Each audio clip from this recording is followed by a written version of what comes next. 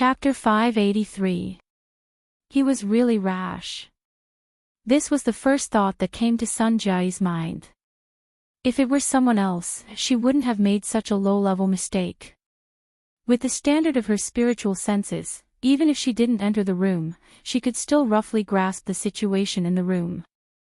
But the problem was that the person she was facing now was an extraordinary genius who had just come up with the cage theory and guided 1,500 ability users and extraordinaries to battle for 300 rounds in the Abyss region. It was this genius who stated that the majority of mental senses were a conflict between violating and being violated. The winner would take it all, and the loser would die. No matter how much self-confidence Sun Jia had, she could only be a violated character in a wrestling match on the mental plane. That was if Luo Nan was interested in her. Sun Jia had never thought of investigating the situation inside the private room. Otherwise, she would only be asking to be humiliated. But Luo Nan, who always had a good reputation, actually did this sort of action. It was really unexpected. Fortunately, Sun Jia had been on the battlefield for a long time and had the ability to deal with it. Her expression didn't change at all. It was as if she was watching a very normal scene. She continued to speak according to the predetermined sentence. Mr. Luo, young master He, are the dishes today to your liking? He Donglu more or less knew a bit about Sun Jia's background. He chuckled and said, not bad, not bad. Especially the appetizer at the front. It's quite creative. Sun Jia's spiritual senses were useless, but the method of observing people that she had trained for many years was still effective. She could roughly judge the current mental state of the three people in the private room. The one who didn't care the most was He Donglu. The one who didn't need to pay attention to the most was Shi Wei. As for the most important one, well, he felt that it was a bit more complicated. Awkwardness was not awkwardness, and calmness was not calmness either. It was more obvious that he was at a loss, as if he did not know how to face it. In the end, he returned to a kind of almost wooden indifference. Such a strange reaction made Sun Jia mark it in her heart. She wanted to test it again, but the conditions didn't allow it. Luo Nan wasn't someone who was good at conversing. Communicating with He Donglu was meaningless. Sun Jia could only exchange a few more polite words before withdrawing. From start to finish, she was gone for around a minute. When he returned to Bamboo Pole's side, Bamboo Pole asked with interest, "How's the progress?" Sun Jia replied casually, "Take your time." Bamboo Pole laughed. "Fine. You've entered the door. Go ahead and have your wicked thoughts. I won't accompany you anymore. I'll go back and work hard." Sun Jia responded, but when Bamboo Pole got up, she suddenly asked, "Does this Mr. Luo of yours have any special preferences? Do you think I'll tell you?" Sun Jia pursed her lips and thought for a moment. She nodded but soon shook her head. "You're not telling me. Is it to keep it a secret, or is it a secret to begin with?" Bamboo Pole was slightly startled, but then he smiled and pointed at her. "You're smart, but don't overdo it. This is advice from a friend." Sun Jia bowed slightly in her chair. "Thank you, goodbye." Bamboo Pole glanced at her again. His finger slid across his brows, and he performed a nondescript salute before leaving with a smile. As she watched her old friend disappear into the darkness outside the restaurant, Sun Jia lowered her head and thought seriously for a few minutes. Then, in her personal storage space, she opened the information that she had already collected and organized. This included all the information regarding Luo Nan that could be gathered from various channels. It was voluminous and hard to count. It was impossible to comb through all this information in a short amount of time, but Sun Jia already had a clear goal. She used her AI to filter and extract all the information she could find on Luo Nan's social interactions in various situations. This included images and written records. She created a new folder, thought for a moment, and named it Persona. Then, she connected to a secret channel through the internet. Maybe we need to increase the input of the psychological analysis team. Yes, we need it now. Luo Nan wasn't too affected by Sun Jia's entrance in the private room on the second floor, but he never planned on spending too much time on Shi Wei. Not long after Sun Jia left the room, he stopped measuring with his fingers and spoke to He Donglu. Of course it's possible to make a tattoo with extraordinary effects. But from the looks of it, the organizers aren't going to be as straightforward as cutting needles on the female's body. He Donglu raised his eyebrows when he heard this. Of course, it was his request to have Shi Wei undress. In reality, the grand banquet that was coming soon had prerequisites arranged. The participating guests would have to compete in the progress of the missions. Once they won, they would possess high authority in the grand banquet. They could even become the legendary emperor of the party. This would have an enormous effect on raising his prestige in the circle. The theme of this year's grand banquet was Night of Mystery. It was clear that the mystic arts would dominate. It was said that it involved a bit of black magic and the like. The prerequisites for the male guests were uniformly interesting tattoos. They had to be completed on the bodies of their female companions and prey. Victory was determined by quantity. Frankly speaking, He Donglu didn't expect Luo Nan, who was an abstinence type, to be able to solve his problem. He just used it as a gesture of intimacy, but he never expected Luo Nan to take it seriously. Perhaps Luo Nan felt that He Donglu had given up a favor to resolve the problem of the winter solstice challenge in order to send King of Symmetry. Alright, being able to be an emperor for once was certainly an enormous temptation. But I really did come here today to do proper business. He Donglu's heart was indescribably depressed, but he still put on a look of pleasant surprise. You figured it out. Probably. What move is it? Luo Nan thought for a moment, but he shook his head. I don't want to say. He Donglu nearly choked to death on the spot.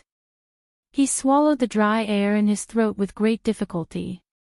He forced a smile and said, isn't it a bit too early to ponder over the competition for the mission? I'm not interested in the so-called mission.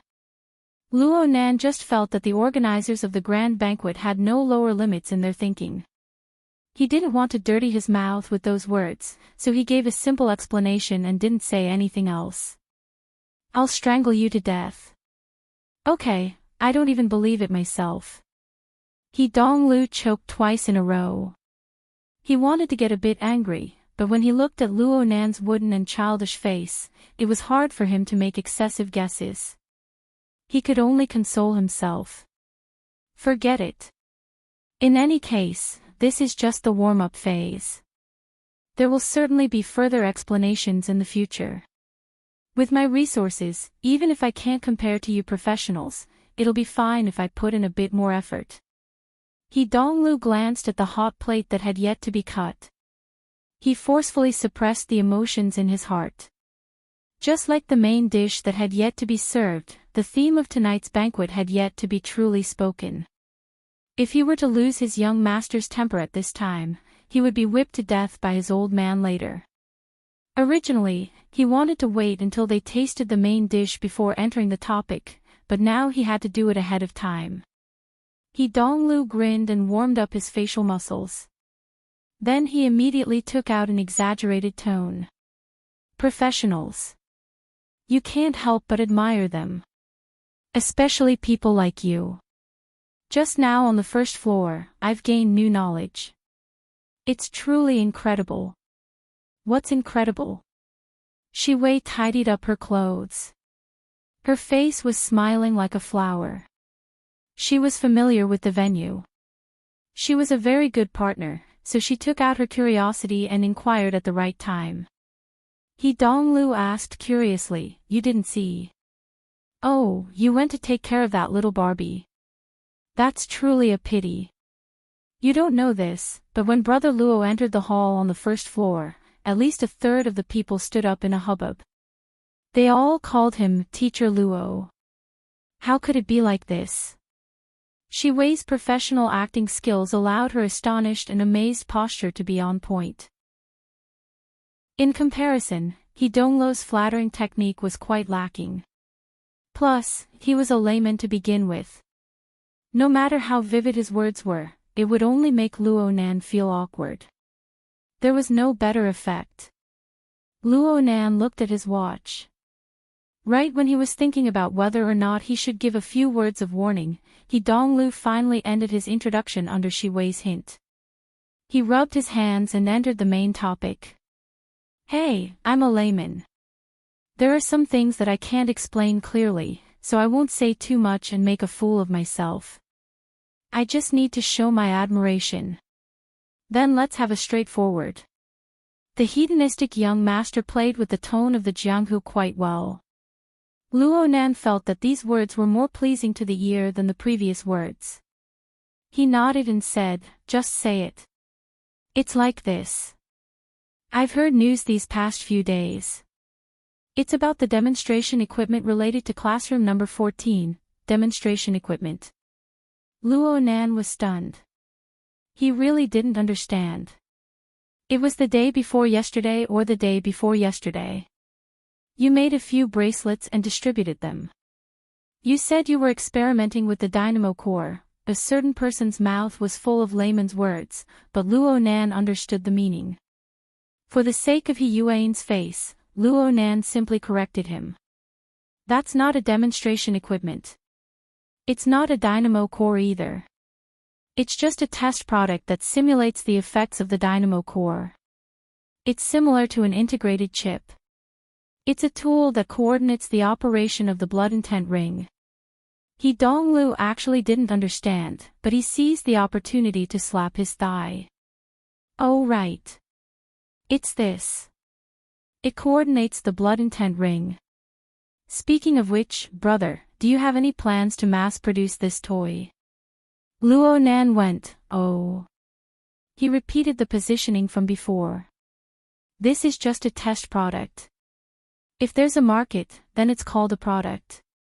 He Donglu wasn't good at this, but he was used to being a hedonistic young master. He really had a heroic spirit of his own.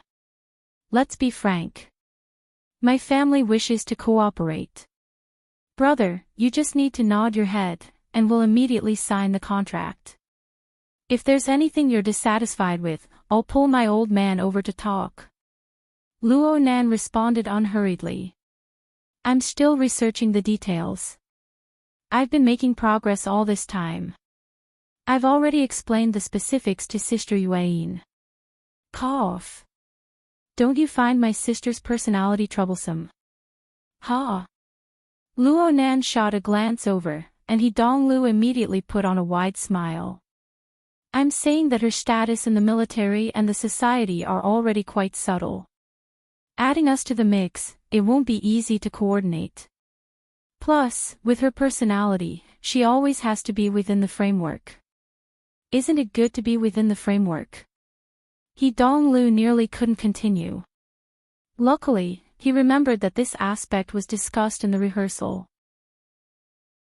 He said, efficiency. It depends on efficiency. Especially when it comes to your research. It's like the difference between a public laboratory and a private laboratory. If you share a piece of equipment with someone, you have to arrange the time and take turns. Isn't that inconvenient? Plus, the branch's resources are within the framework of headquarters. The two sides don't have a good relationship right now. It's hard to avoid restraining each other. It's hard to guarantee the privacy of some projects. But if you have a private laboratory. Chapter 584. The jeep crushed through the night, speeding along the high-speed magnetic rails on the outskirts of Xia City. Clara was silent the entire way. She was also in a daze the entire way. She only came back to her senses a bit when she saw that they were about to meet the splendid lights of the city. This was due to Bai Yu's message reminding her. Where are we? Don't turn around. It's freezing me to death. Bayou's message was followed by an emoticon of teeth chattering and shivering inside an ice cube. Clara couldn't help pursing her lips into a smile. She looked at the night outside and used the virtual keyboard to reply, "We've already entered the rooftop area." The virtual keyboard's luminous effect flickered in the back seat. The little girl always loved to design a few gorgeous colors. She usually felt that they were quite gorgeous, but when she saw the slender figure and the calm and serious face of her peer under the gaudy colorful lights, Clara suddenly felt that the spacious back seat of the car had become cramped. The complicated emotions she had suppressed with great difficulty in the previous half hour were like the flickering lights in the car. They were completely exposed before the eyes of others. At least that was what Clara believed herself to be. She subconsciously held her breath and turned off the keyboard. She wanted to return to her previous state of silence. The person next to her seemed to turn his head to glance at her.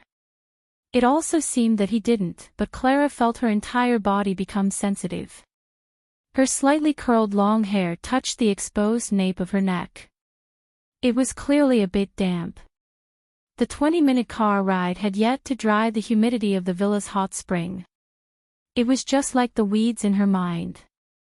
Back then, Wei had intentionally or unintentionally hinted that her own fantasies, including her preparations to abandon herself to despair, appeared absurd and lowly in front of the magnanimous actions of her peer, whom she had only interacted with for half a day.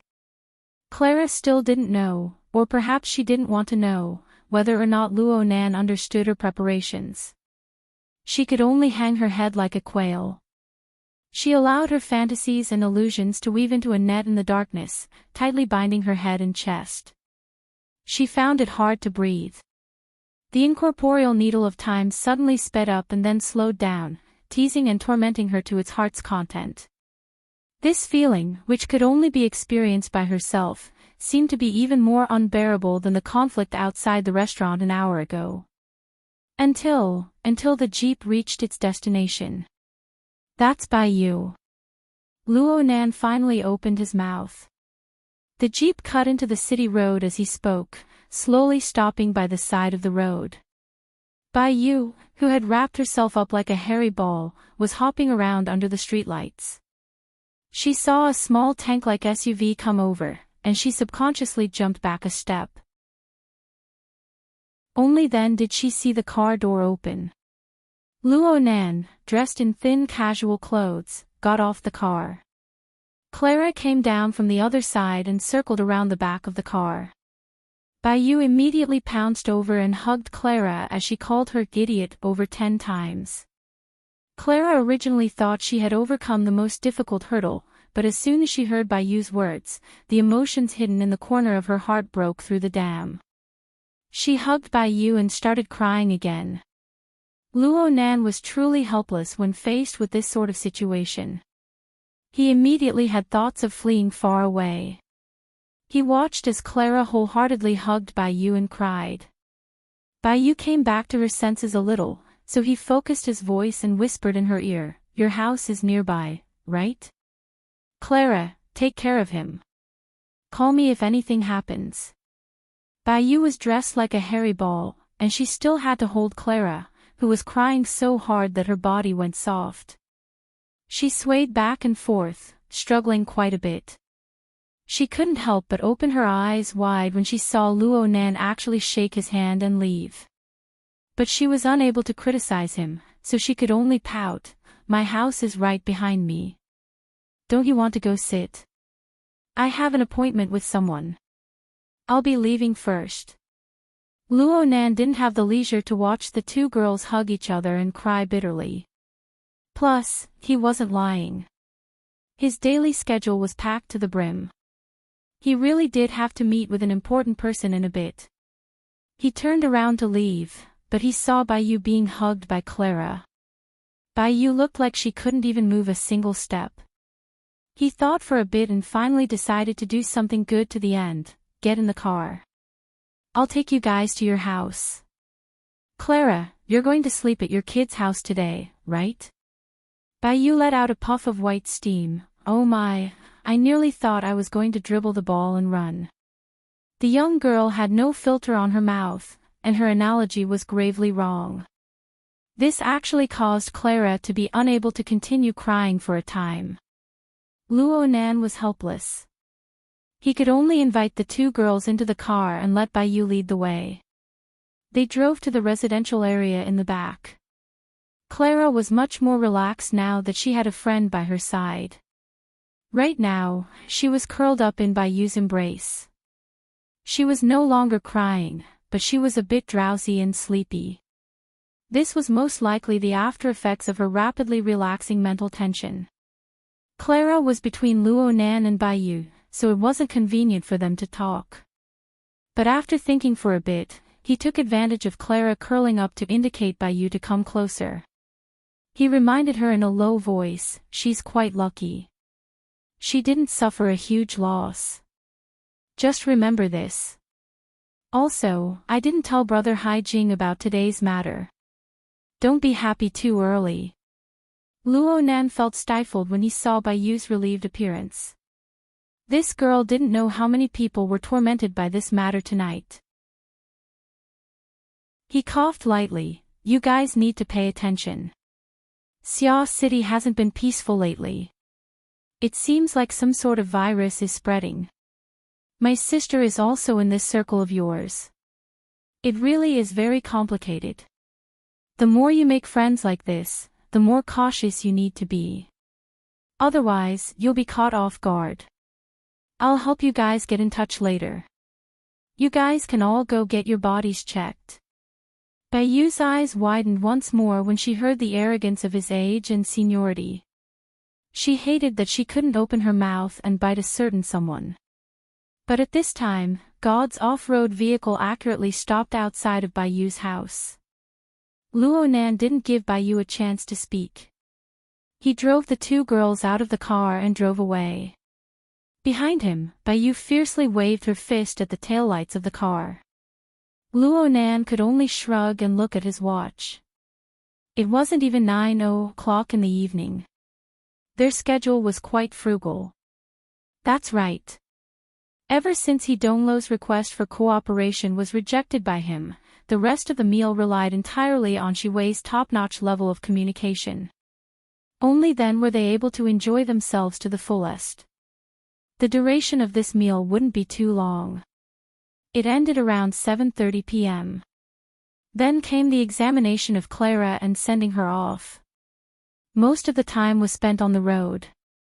Luo Nan sighed and rubbed his head. His thoughts weren't particularly smooth. He felt that it was strange when they talked about cooperation during the meal. The relationship between He Yueyin and the He family seemed to be a bit more distant than he imagined. He Yueyin was clearly the one who transferred the invitation this time as a middleman. Ever since the lecture on the 14th, Luo Nan's private communications had always been in friend and family mode. Anyone who wasn't in his address book would automatically be rejected. It was all thanks to He Yueyin that He Donglu was able to contact him. And it was because of this that Luo Nan looked down upon He Donglu, or perhaps the He family behind He Donglu, who wanted to start a new business.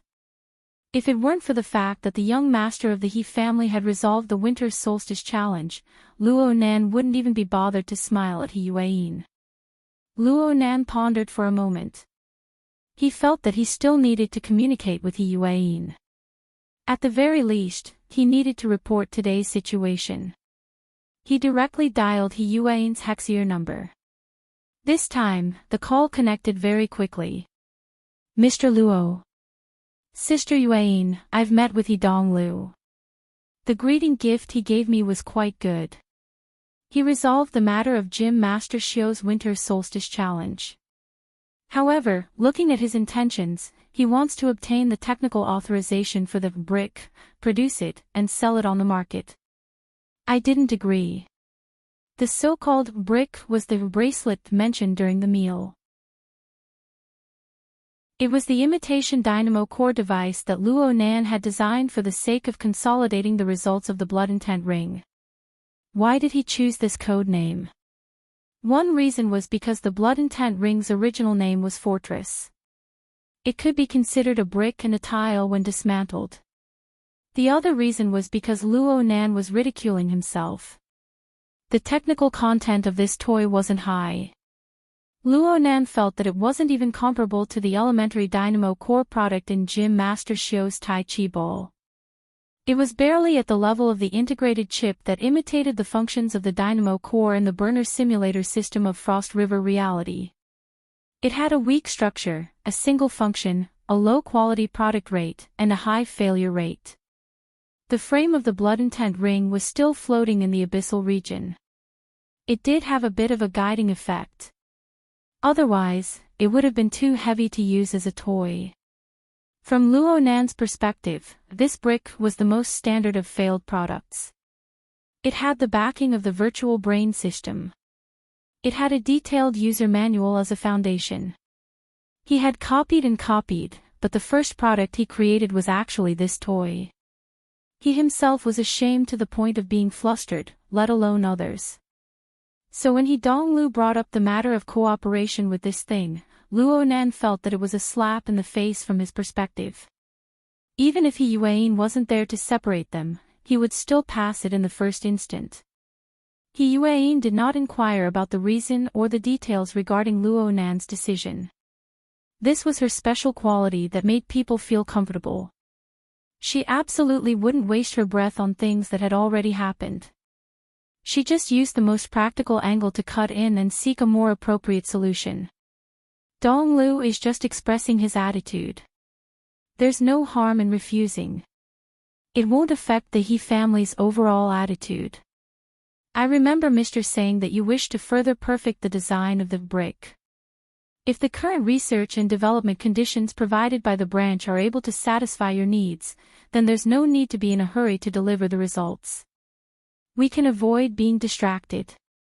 Luo Nan felt that Yuan had spoken to the bottom of his heart. With 2 hours of dinner time tonight, he could do anything. Of course he could cut off the winter solstice challenge. This bit of price was worth it. Luo Nan naturally had to express his gratitude. In any case, I will certainly be indebted to you for helping me resolve Gym Master Xiu's troubles. I've spoken to Donglu. Sister Yuan, you might as well help me pass on the message. Luo Nan's words actually contained the meaning of, I only recognize you from the He family. It could be considered a small gesture of support. But Yuan just replied, Donglu only needs to say it once. Besides, this is what the He family should do. Luo Nan didn't understand these words. Then Yuan changed the topic. Mr. Luo, I've already sent over the latest information regarding the investigation of the mutant infection.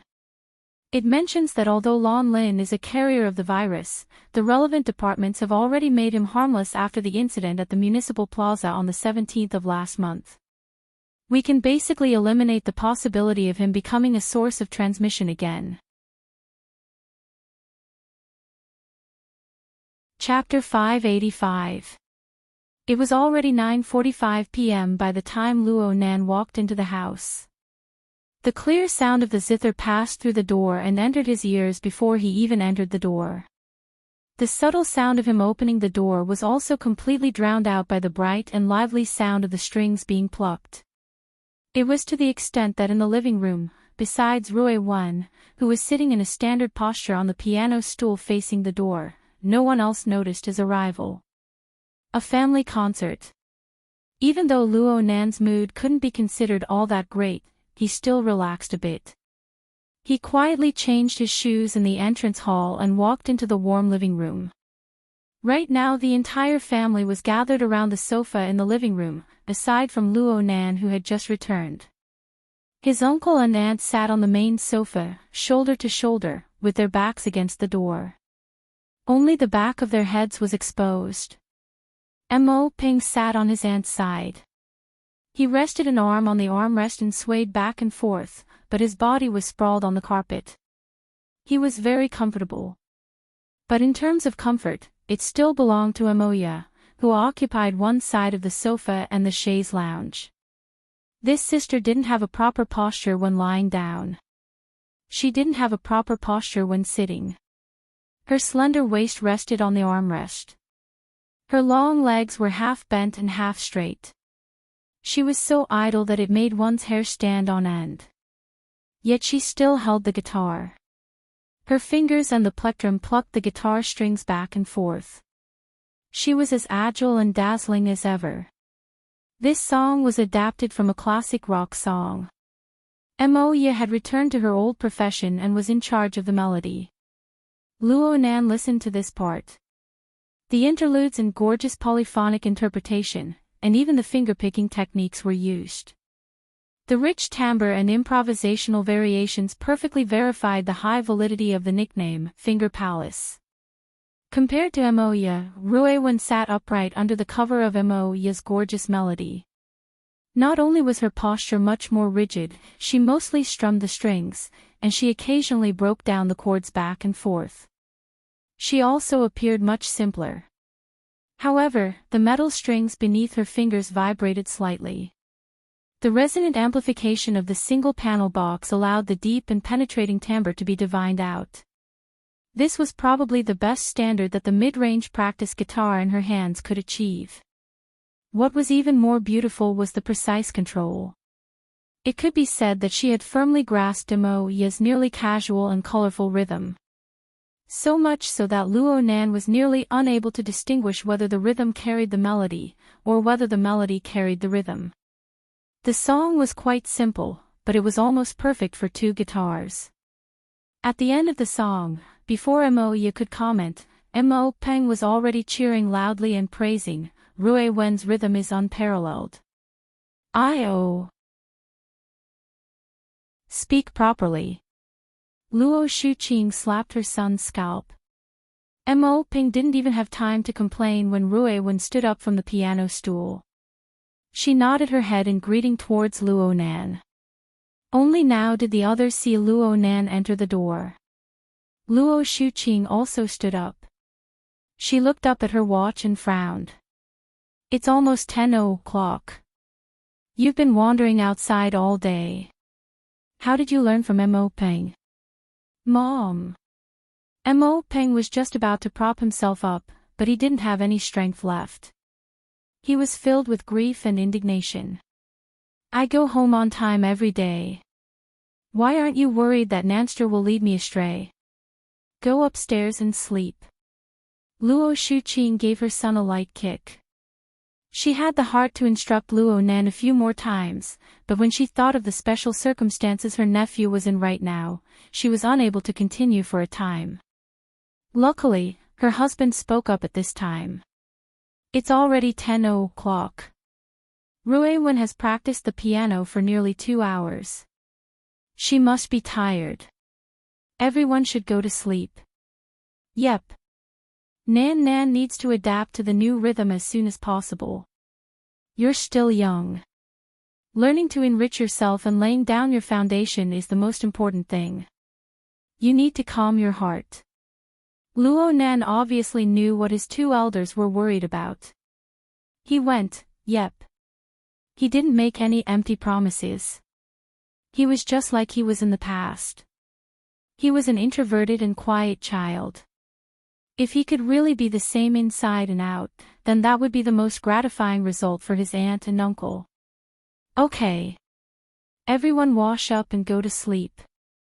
Ruewen can consider going on stage with me this weekend.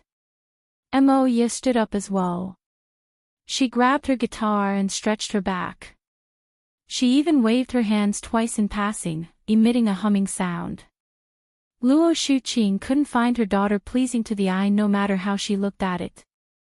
Going up with you to swing a sledgehammer. If we really do swing, then we'll be excellent idols. Moya walked barefooted, giggling as she walked upstairs. She was completely unaware that her unintentional words had caused Luo Nan to subconsciously frown. 5 minutes later, Luo Nan knocked on Moya's door. A few seconds passed before Moya opened the door for him. She wore only a thin nightgown and her hair draped over her shoulders. She clicked her tongue twice. What a rare guest.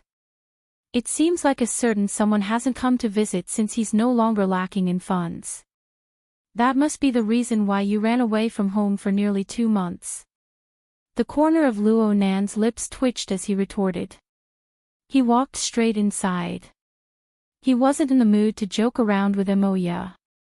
Emoya indicated for him to sit on a chair by the window. She sat on the edge of the bed with her legs bent. She casually fiddled with her hair. What's wrong? You look like you're suffering from a deep hatred. Did you hear some annoying news from your circle? You could say that. It was easy to talk with smart people. Plus, Luo Nan didn't have any misgivings about many things since he exposed a few of his true circumstances. He didn't need to beat around the bush. My circle is fine. But it's best to be a bit more careful when you're in your circle. There's news that to be exact, in your company, there's at least one, maybe many virus carriers. HIV. It's even worse than that. Luo Nan extended his hand and gestured at Emoya's head. Something that can grow horns on your head, cover your body in scales, and grow a tail on your butt. Emoya was stupefied. Then she reacted, mutant. In this era, the threat that mutants could bring about, from reality to rumors, were all sorts of assaults that disturbed people's thoughts. Emoya's reaction wasn't out of the ordinary. Luo Nan recalled the information he had just obtained from the branch's data. He felt that it was useless to talk about these things too much. It was most important to let Emoya clearly understand where the source of danger was. Your company has already confirmed that the infected and carrier is Ji Cheong. Of course, she's already under control. There's also a suspected case right now. We're currently tracking and controlling it. Yeah. It's that excellent idol, Lon Lin. Ji Cheong. Lon Lin. Emoya pondered for a moment. A smile rippled from the corner of her lips. I have a rough idea. It seems that this virus is transmitted through sexual channels.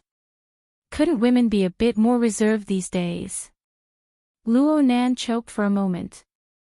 He was a bit speechless towards Emoya's sensitivity, but he still had to say what needed to be said. It's basically like this.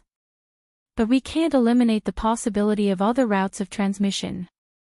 I'm mainly worried about your band. They don't pay attention to their private lives. According to our intelligence, Electro-Harpies has been quite active recently. You're too close to them. You must be careful. It's best if you rest for a while. TSK.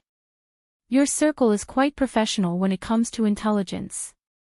It doesn't seem like you're messing around. You guys are the ones who are messing around.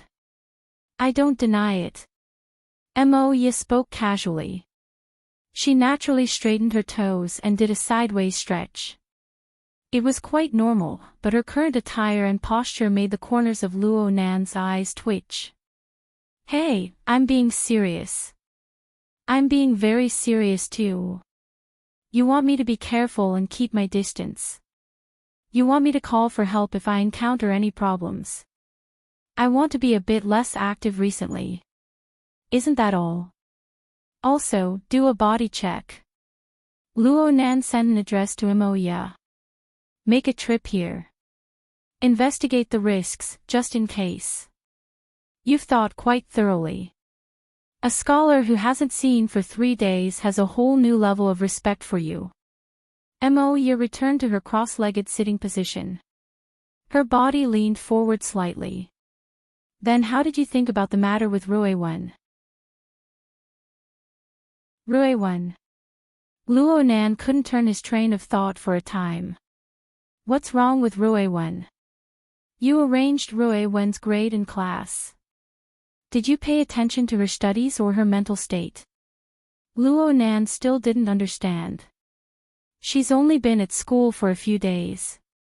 Is she tired of studying? Luo Nan spent all day with Ruewen at Acumen College. He didn't discover anything abnormal. He didn't believe that anyone could discover any changes in Ruewen's mental state. The smile on Emoya's face faded. I want to ask. How can a child with only 3 to 4 years of memories keep up with the 7th grade curriculum? Luo Nan opened his mouth to speak, but he was unable to make a sound for a time. That's right. He knew that Rui Wen's relatively clear life memories were only about 3 years. At most, it wouldn't exceed 5 years. And within that time, the laboratory and the fighting arena made up nearly all of her elements. Of course, this was abnormal.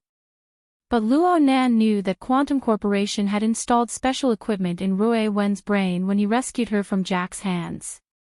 It was used to control accidents. Under these circumstances, modifying and erasing memories wasn't something hard to understand. The relevant research of the Xia City branch also showed that it was practically impossible to form a complete personality with 3 to 5 years of memories. So there was reason to suspect that Rui Wen should have possessed a relatively mature behavior pattern early on. It was just that the relevant memories were all erased by Quantum Corporation. Rui Wen's current situation was formed on this basis. With Quantum Corporation's methods, the only way to find out about Rui Wen's past situation was to flip through their database. But there was already a slim chance of completely recovering her past memories. It was useless to tell Mo Ye too much about this complicated matter. Mo Ye's focus wasn't on this. She only has 3 to 4 years of memories, and she only has the ones from the underground fighting arena. This means that Rui Wen's learning foundation is practically zero. Even though she's very smart, it would be very difficult for her to catch up in a short amount of time. What's more, everyone can see that her energy and interest aren't on this. Luo Nan could only admit it. That's right. I don't really understand the situation in your circle. I can only ask you, do you think she'll be able to live a normal life in another 10 years with the current trend? What I mean is that she'll have a normal social circle. She'll become a complete person in society. She won't just live on a certain side. Why do I feel like you're talking about her being a gangster? Though Luo Nan said this, he felt quite diffident in his heart. Rui Wen's current abilities were more than enough to live on. But if she were to live freely in society with a complete personality, Luo Nan couldn't imagine such a scene for the time being. Chapter 586. Luo Nan came out from Mo Ye's room. His eyebrows were locked. He had originally come to warn Mo Ye. He never thought that he would end up with a head full of thoughts. He understood Mo Ye's intentions. This sister saw Rui Wen's talent in music and wanted to bring this little girl into the profession. Luo Nan had to admit that Mo Ye had a good eye. The essence of music was organized sounds. Any sound could be summed up as the vibration of an object. And Rui Wen's body and soul were mixed together. Inside and outside were one. This was the highest form of vibration that Luo Nan could currently recognize. This realm of using simplicity to control complexity was indeed a talent that no one could reach when used in the path of music. The technical discussion could be discussed later. Luo Nan was thinking that rather than letting Rui Wen painstakingly catch up to her peers and forcefully assimilate into normal society, it would be better to display her strong points and put on a layer of disguise in the normal world. Rui Wen was still young. He could wait and let her decide for herself. But he thought a bit more. With Rui Wen's temperament, she might not be able to express her thoughts clearly even if she had them. Preparing for a rainy day wasn't wrong. Luo Nan thought too much. His mind was a bit muddled. Legally, Mo Haihang and Luo Shuqing were Rui Wen's guardians. But in reality, Luo Nan was the one who truly needed to bear the responsibility. Any decision he made could affect Rui Wen's entire life. This was real pressure, and there was no outlet for it. Perhaps only by watching Rui Wen slowly form her ideal appearance would he have the chance to breathe a sigh of relief. Luo Nan walked toward his own room. He had just taken 2 steps when he subconsciously turned his head. He saw that the door to the small room on the west side of the second floor was closed. He hesitated for a moment, but he still walked over. He hesitated in front of the door for half a second. In the end, he decided not to be hypocritical. He skipped the process of knocking on the door and pushed it open to enter. This was Rui Wen's room.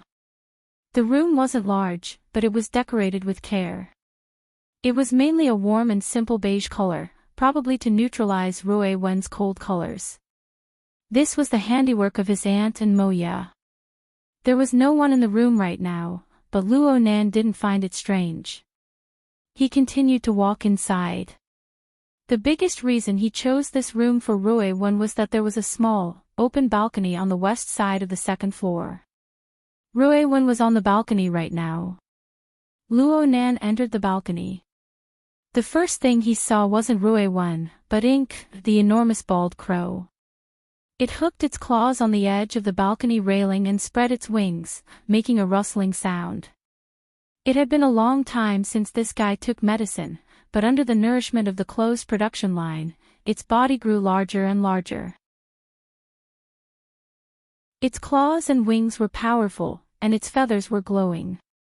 If it wasn't for its short and blunt beak, people would believe that it was an eagle when it spread its wings and flew. Yes, this small balcony of about 4 to 5 square meters was Ink's new residence, and it was the most convenient place for Rui Wen to hook up with it. Beyond Ink's half-spread wings, a crescent moon hung in the western horizon, casting down dim light that decorated this dark domain. Looking further down, he saw Rui Wen. Under Ink's wings, the girl leaned against the railing of the balcony and sat on the ground with her legs bent. Just like Emoya, she wore a thin shirt that exposed her calves and bare feet. The cold of the winter night had no effect on her. Rui Wen's eyes were closed, and she still held the practiced zither in her bosom. She casually plucked the strings, and the soft and cool melody of a single note was like a breeze in the night. It brushed across Luo Nan's face, causing a wave of subtle tremors to rise on his skin. But when he carefully experienced it, it was like the rippling ripples of a river. It was so clear that the bottom could be seen, but there was a vacant emptiness within. Luo Nan could sense the regular deformations of the vibrational waves of the metal strings as they penetrated through the texture of the zither board, but he was unable to experience the part that belonged to a person under this transparent and clear tone. He was already used to this sort of Rui Wen, but Emoya's words crossed his mind. He couldn't help but have a different feeling grow in his hair. The balcony was very small. It could only fit Rui Wen by herself. Luo Nan didn't move forward. He stopped at the junction between the room and the balcony, and he half knelt in front of Rui Wen. Rui Wen must have felt Luo Nan approaching her, for she opened her eyes. Her deep and serene pupils were bottomless, and he couldn't see the emotions that a normal person should have. It was just like the sound of the zither flowing under her fingers. Luo Nan was a bit dazed when he saw these eyes. Right now Rui Wen was like the silent curtain of night outside the balcony. She was perfect like a painting, but she had completely blended into the background. There wasn't a single vivid focus. Her thoughts, hobbies, inclinations, ideals, and even her selfish desires were all buried beneath these dark pupils. Or perhaps there was simply nothing beneath them. What could be assembled from 3 or 4 years of memories? Not even a bit of it was forgotten? Jack. The underground fighting arena. The laboratory. Death. Luo Nan didn't want to think any deeper. The matter was far from being as simple as it was when he first made his decision. Perhaps Rui Wen's way of surviving in society had never been a difficult problem. It was how to let her live a high quality of life. Just like all parents hoped, to let their children live freely, happily, and with dignity. This was the crux of the problem. But could the Rui Wen before his eyes really do it? If she couldn't, then how should he adjust? Luo Nan was really a bit stupefied. He was in a daze, and Rui Wen just looked at him like this. Her fingers were still plucking the strings, but it was a subconscious action. Right now Rui Wen was like a robot doll waiting to be inputted with commands. That, Luo Nan spoke half a sentence, and his mind became even more stuffy. His originally unformed words were completely blocked up. The void vibrated during his moment of stupor. The minute signs were like the sound of thunder from the distant sea and sky. It was very hard for ordinary people to hear, but it transmitted information from the restless lagoon. This was someone's summons, telling Luo Nan that he had arrived. Hurry up and fulfill the contract. The plucking stopped. Of course Ruiwen could feel the vibrations in the void. She had gotten used to it over the past few days, so she put down the guitar and made preparations for her next move. Ink felt the change in the atmosphere and spread its wings to fly up. The scene in the curtain of night turned from stillness to stillness, and Ruiwen turned from a doll to a soldier on standby. She was no longer in a daze. But was this the state that a girl should be in? Then again, what should a normal girl, no, a normal state be like for someone of the same age? It seemed that Luo Nan himself didn't have a set of rules. Luo Nan really couldn't think of what to do next. He got up in a bit of a sorry state. Yeah. Let's finish tonight's practice first. Ruiwen nodded slightly. Her figure turned incorporeal, and she merged into the depths of the curtain of night right before Luo Nan's eyes. Luo Nan was stupefied for a few seconds before he picked up the guitar that Ruiwen had tossed onto the balcony. He carried it back into the room, gently leaning against the wall as he put it down. He didn't grasp the angle of the guitar well when he put it down, and the body of the guitar collided with the wall. The guitar let out a buzzing vibration, turbid like his current mood. Half a minute later, Luo Nan lay on the bed in his room. He closed his eyes, and his terrible mood slowly settled down. What replaced it was a clarity and calmness that gradually approached instinct. Luo Nan's mind broke through the cage, piercing through the turbid mental region of the public. He entered the lagoon, a similarly chaotic and even more berserk domain. In the lagoon, the power structure that came from Ghost Eye was like a shining lighthouse amidst a violent storm. It marked the position and depth of extraordinaries, and it issued a provocation to Luo Nan. Come. Let's fight another 300 rounds. After the 14th lecture ended, Ghost Eye Che-yi displayed his specialty in being shameless. He claimed to have lost the wager and willingly stayed in Xia City to serve as Luo Nan's sparring partner. She wanted to squeeze out elements that could be used by Luo Nan from the cage theory that Luo Nan had elucidated and put into practice. She wanted to improve her own foundation and seek a new breakthrough. This was the judgment of Her Majesty Empress Wu. There was a 70 to 80% chance that it was true. For an extraordinary to cast aside his pride, there really weren't many people in this world who could do anything to him. Ghost Eye stayed in Xia City as he wished. In the outer seas, he trained with Luo Nan in the lagoon every night. No matter what his intentions were, Luo Nan needed a sparring partner like this. He needed it more than anyone could imagine. Luo Nan didn't immediately step forward to meet Ghost Eye's provocation. Instead, he calibrated his position and locked onto the depths of this chaotic storm zone. There was another target drifting erratically, and he poured the strength of his mind into it. A rigid barrier towered in an instant, and the impact of the storm was greatly reduced. Luo Nan entered the fortress constructed by the configuration of the Ring of Blood Intent. This structure was still simple and crude. It was the standard big, stupid, and thick. Compared to Ghost Eye's extraordinary domain that spanned across the storm, it was quite lacking. But it was this kind of structure that formed the necessary foundation for Luo Nan's assault on the lagoon region. It was like a ship. It could carry a crew, and it could travel amidst the howling winds and huge waves. As Luo Nan's telepathy entered the fortress, the 100 or so telepathic thoughts that had been rather quiet within the area surrounding the fortress quickly became restless. The corresponding information was sprinkled to every corner of Xia City through the psychic wave network and a few other channels. In the blink of an eye, telepathic thoughts gathered one after another from every region of Xia City. Most of them were transferred through the psychic wave network. There were also a few who came through the bracelet that Luo Nan had distributed 2 days ago. In any case, the number of telepathic thoughts that came from different people within the fortress broke through the 500 mark in a short dozen seconds. This was pretty much the total number of ability users who could enter the fortress through the configuration of the Ring of Blood Intent after lesson number 14. Due to the pressure of the Lagoon region storm and the limitations of the extremely simple configuration, a considerable portion of ability users had their consciousness in a half-muddled state after entering the fortress. It was very difficult for them to communicate with others. They only retained their basic perception abilities. Only a few B-rank mental users, such as Gao Meng and Bamboo Pole, could maintain the flow of telepathic thoughts to communicate. But no one was chatting with Luo Nan at this time. For the 500 ability users within the fortress, every second in the Lagoon region was incomparably precious. And Luo Nan and Ghost Eye's attack drill was a carnival that belonged only to them. That's right. This was a carnival.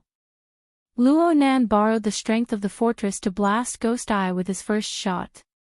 He pushed against the energy turbulence of the Lagoon region, transmitting the destructive shock several dozen kilometers away. Chapter 587. The revelry didn't last too long. Approximately 30 minutes later, the supernatural attack from Ghost Eye above the abyss region was like the receding tide of seawater. It receded layer by layer until it was far beyond the limits of human perception. At the same time, Luo Nan, who was leading the operation of the fort, had his spirited aura vanish into the void. It was indistinct and undetectable. The evening demonstration ended here. Some of the ability users within the fort withdrew their consciousnesses. Some wanted to stay for a while longer. It was fine even if they just wanted to experience the feeling of the abyss region. As for the latter, they only needed around 100 people to barely support the fort.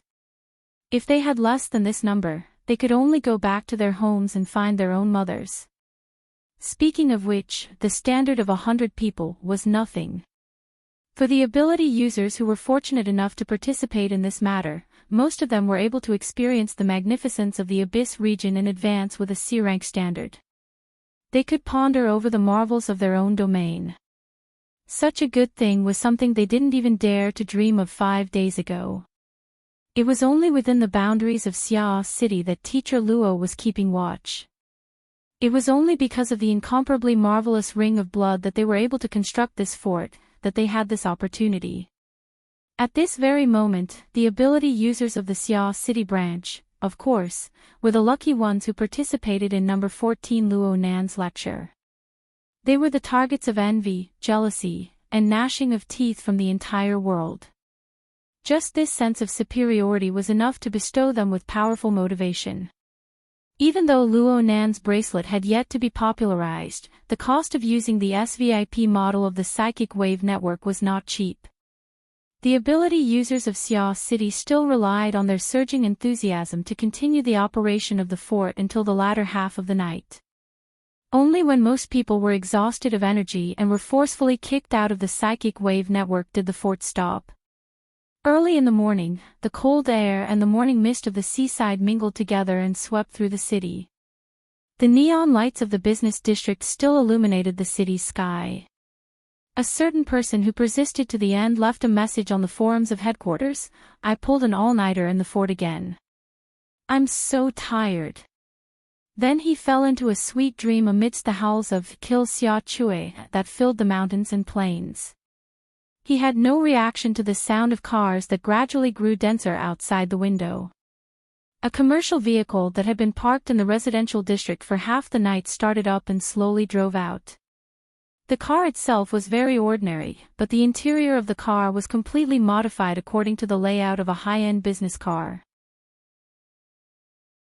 Other than the driver's seat in the front, the middle and rear parts were completely open, with only 2 seats side by side, suitable for sitting or lying. The main color of the carriage was dark red. Most people were not used to this color, but the 2 people in the carriage were already used to this environment. Enlo wore a suit with her legs together as she sat on the right seat, looking like a white-collared office worker. Her amber glasses couldn't conceal her beauty, but it changed her temperament a little. She operated the car's audiovisual system to display the updated electronic chart and said softly, "We've already conducted 2 rounds of observation on the targets recommended by Multifaceted. From the looks of it, he was indeed able to enter the abyss and carry out his consciousness activities. But the range is very limited, just like the devout believers of the Order who have received the installation of the Sanguine Flame's willpower, they have ascended for a short period of time." Madame Halder gave the final answer. After a month, the leader of the Sanguine Order had once again set foot in the territory of Xiao City. Right now, she was sitting on the left-hand side of the seat. Her face was expressionless, but she stuck out her pinky out of habit. Her blood-red fingernail lightly scratched the old wound on her cheek, feeling the slight itch and pain. Enlo blinked her eyes behind her glasses. Even though Madame Halder was the first to blame him, what she said just now was a bit out of line. She lacked reverence for the Sanguine Flame's willpower. She was too close to the control faction. However, Enlo didn't say anything. She continued to analyze the information, corroborating with Madame Halder's opinion. The car drove out of the residential district and followed the flow of traffic through the city of Xiao City. Approximately 10 minutes later, in between reports, Enlo looked out the window and said softly, "The central station is up ahead." Madame Halder also shot a glance out the window. She didn't say anything, but she took over the control of the audiovisual system. She cut off the chart and replaced it with an image from the surveillance system of Xiao City.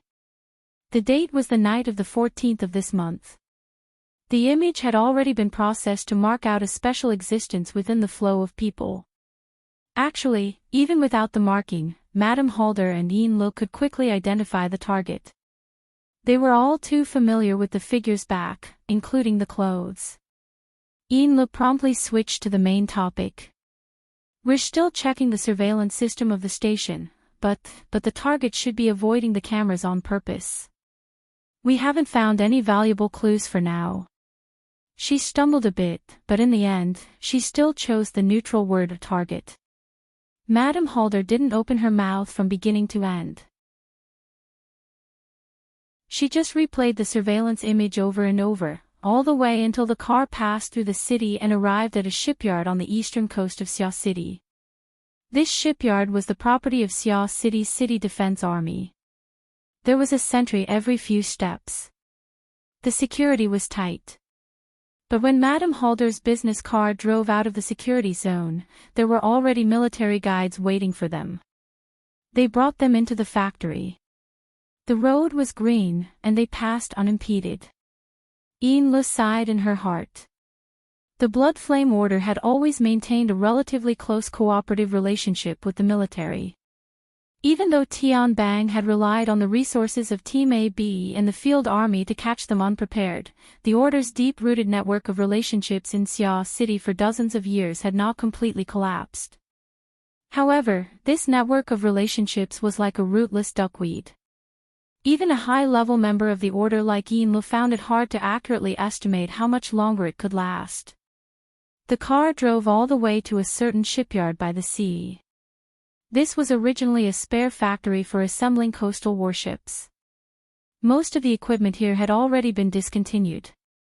They only borrowed the special environment of the shipyard to store a special creation that was hauled back from the sea. Madame Halder and Enlo got out of the car one after another. They only needed to raise their eyes to see the ash-gray hill floating in the sea below the shipyard. This hill was 15 meters high above the water's surface.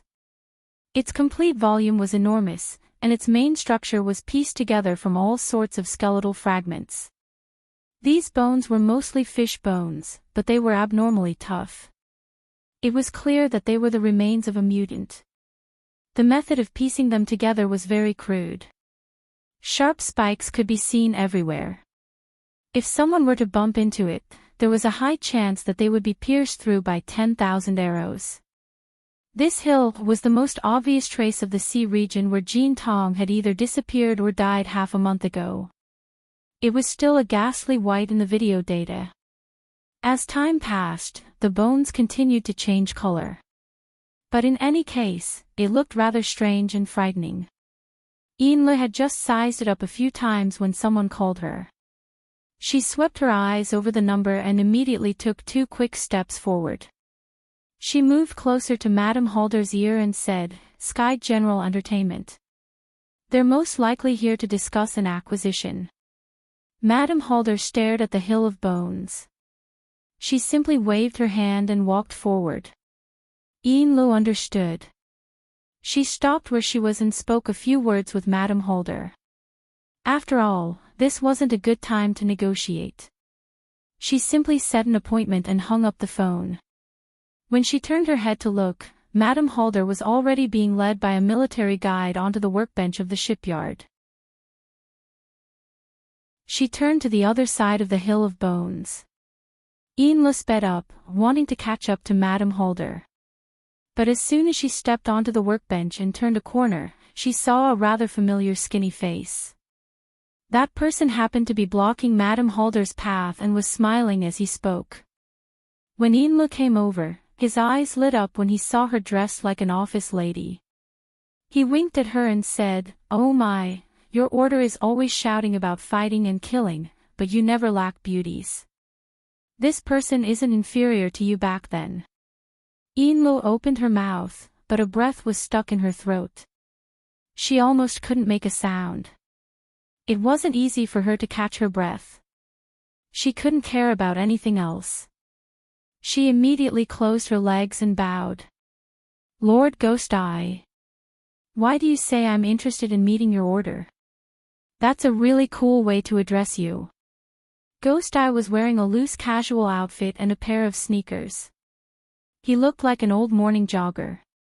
He had a smile on his face and didn't look the slightest bit dignified as an extraordinary. But Yinlu, who was right next to him, had a layer of cold sweat on her back. She had discussed with the military about a secret visit, but she just had to run into an extraordinary. Was this an accident, or was it something else? Compared to the uncouth Ghost Eye, Madame Halder was wearing a light gray retro windbreaker, a pair of goatskin gloves, and a silk scarf around her neck. She looked like a strong woman inspecting her own business, and she was indeed calm.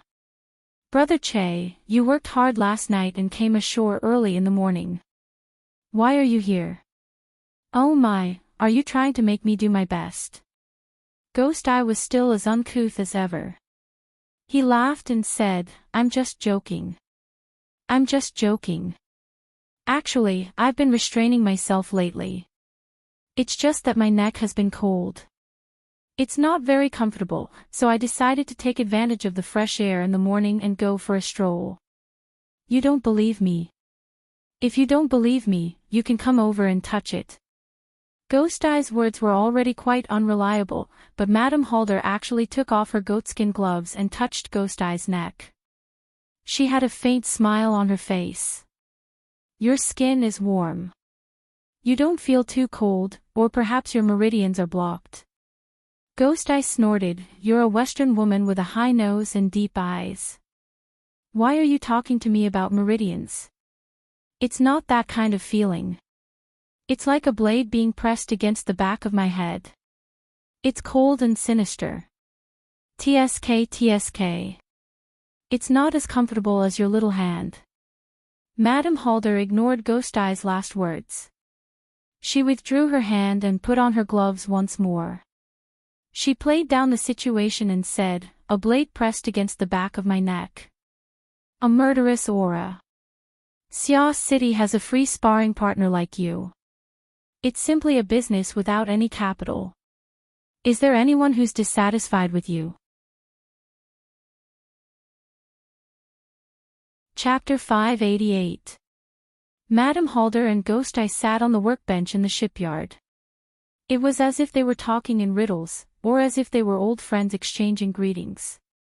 They did not exchange many words, and then, with smiles on their faces, they walked away, one going up, the other going down, and did not meet again. Enla followed behind Madame Holder. Aside from the initial greeting, she didn't say a word.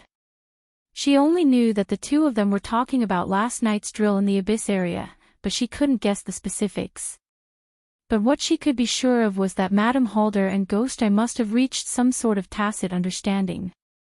Otherwise, why would they have to create a coincidental encounter in this military base for others to see when and where they could talk about such gossip? Enla lowered her eyes. A month ago, she was only one of the 2 deputy officiants in the order. But now that the traitor, Ren Hong, was dead, she was undoubtedly the first in line to inherit the position of officiant. Her position in the order had risen to an unprecedented height. But when did Madame Holder and Ghost Eye get in touch? The two of them had such a close friendship, but no matter what kind of difficult situation they were in, Madame Holder never revealed anything. Why was that? Enla had a subtle feeling in her heart, but no matter what, the benefits were immediate. No matter how dire the Blood Flame Order was, having an extraordinaire appear and communicate with them in a friendly manner was an excellent card to play. The guiding personnel of the military were dumbfounded at this moment. To him, this was undoubtedly a very important piece of information. And when this information was sent to the military decision-makers, it would probably boost the Blood Flame Order, which was currently in a rather passive position in D City. Enla pondered over this in her heart, but since Madame Holder didn't say anything, she couldn't ask. A minute later, Ghost Eye, who had finished circling around the white bone mound, did not even say goodbye and just left. She finally calmed down and carefully observed the white bone hill that was right in front of her. In fact, the higher-ups of the Blood Flame Order had already analyzed the white bone mound from all sorts of images and information. This time, they were seeing the real thing in person to verify their previous analysis. Enla soon confirmed that 99% of the White Bone Hill structure was based on the Blood Soul Temple. As for the remaining 10%, it was just a deviation caused by the impact of the energy. Most importantly, even though it had been half a month, he could still vaguely feel the special spiritual waves radiating from it. Outsiders wouldn't be able to guess, but as the deputy officiant, Enla could tell at a glance that during the process of shaping the White Bone Hill, there had been an astonishing energy exchange.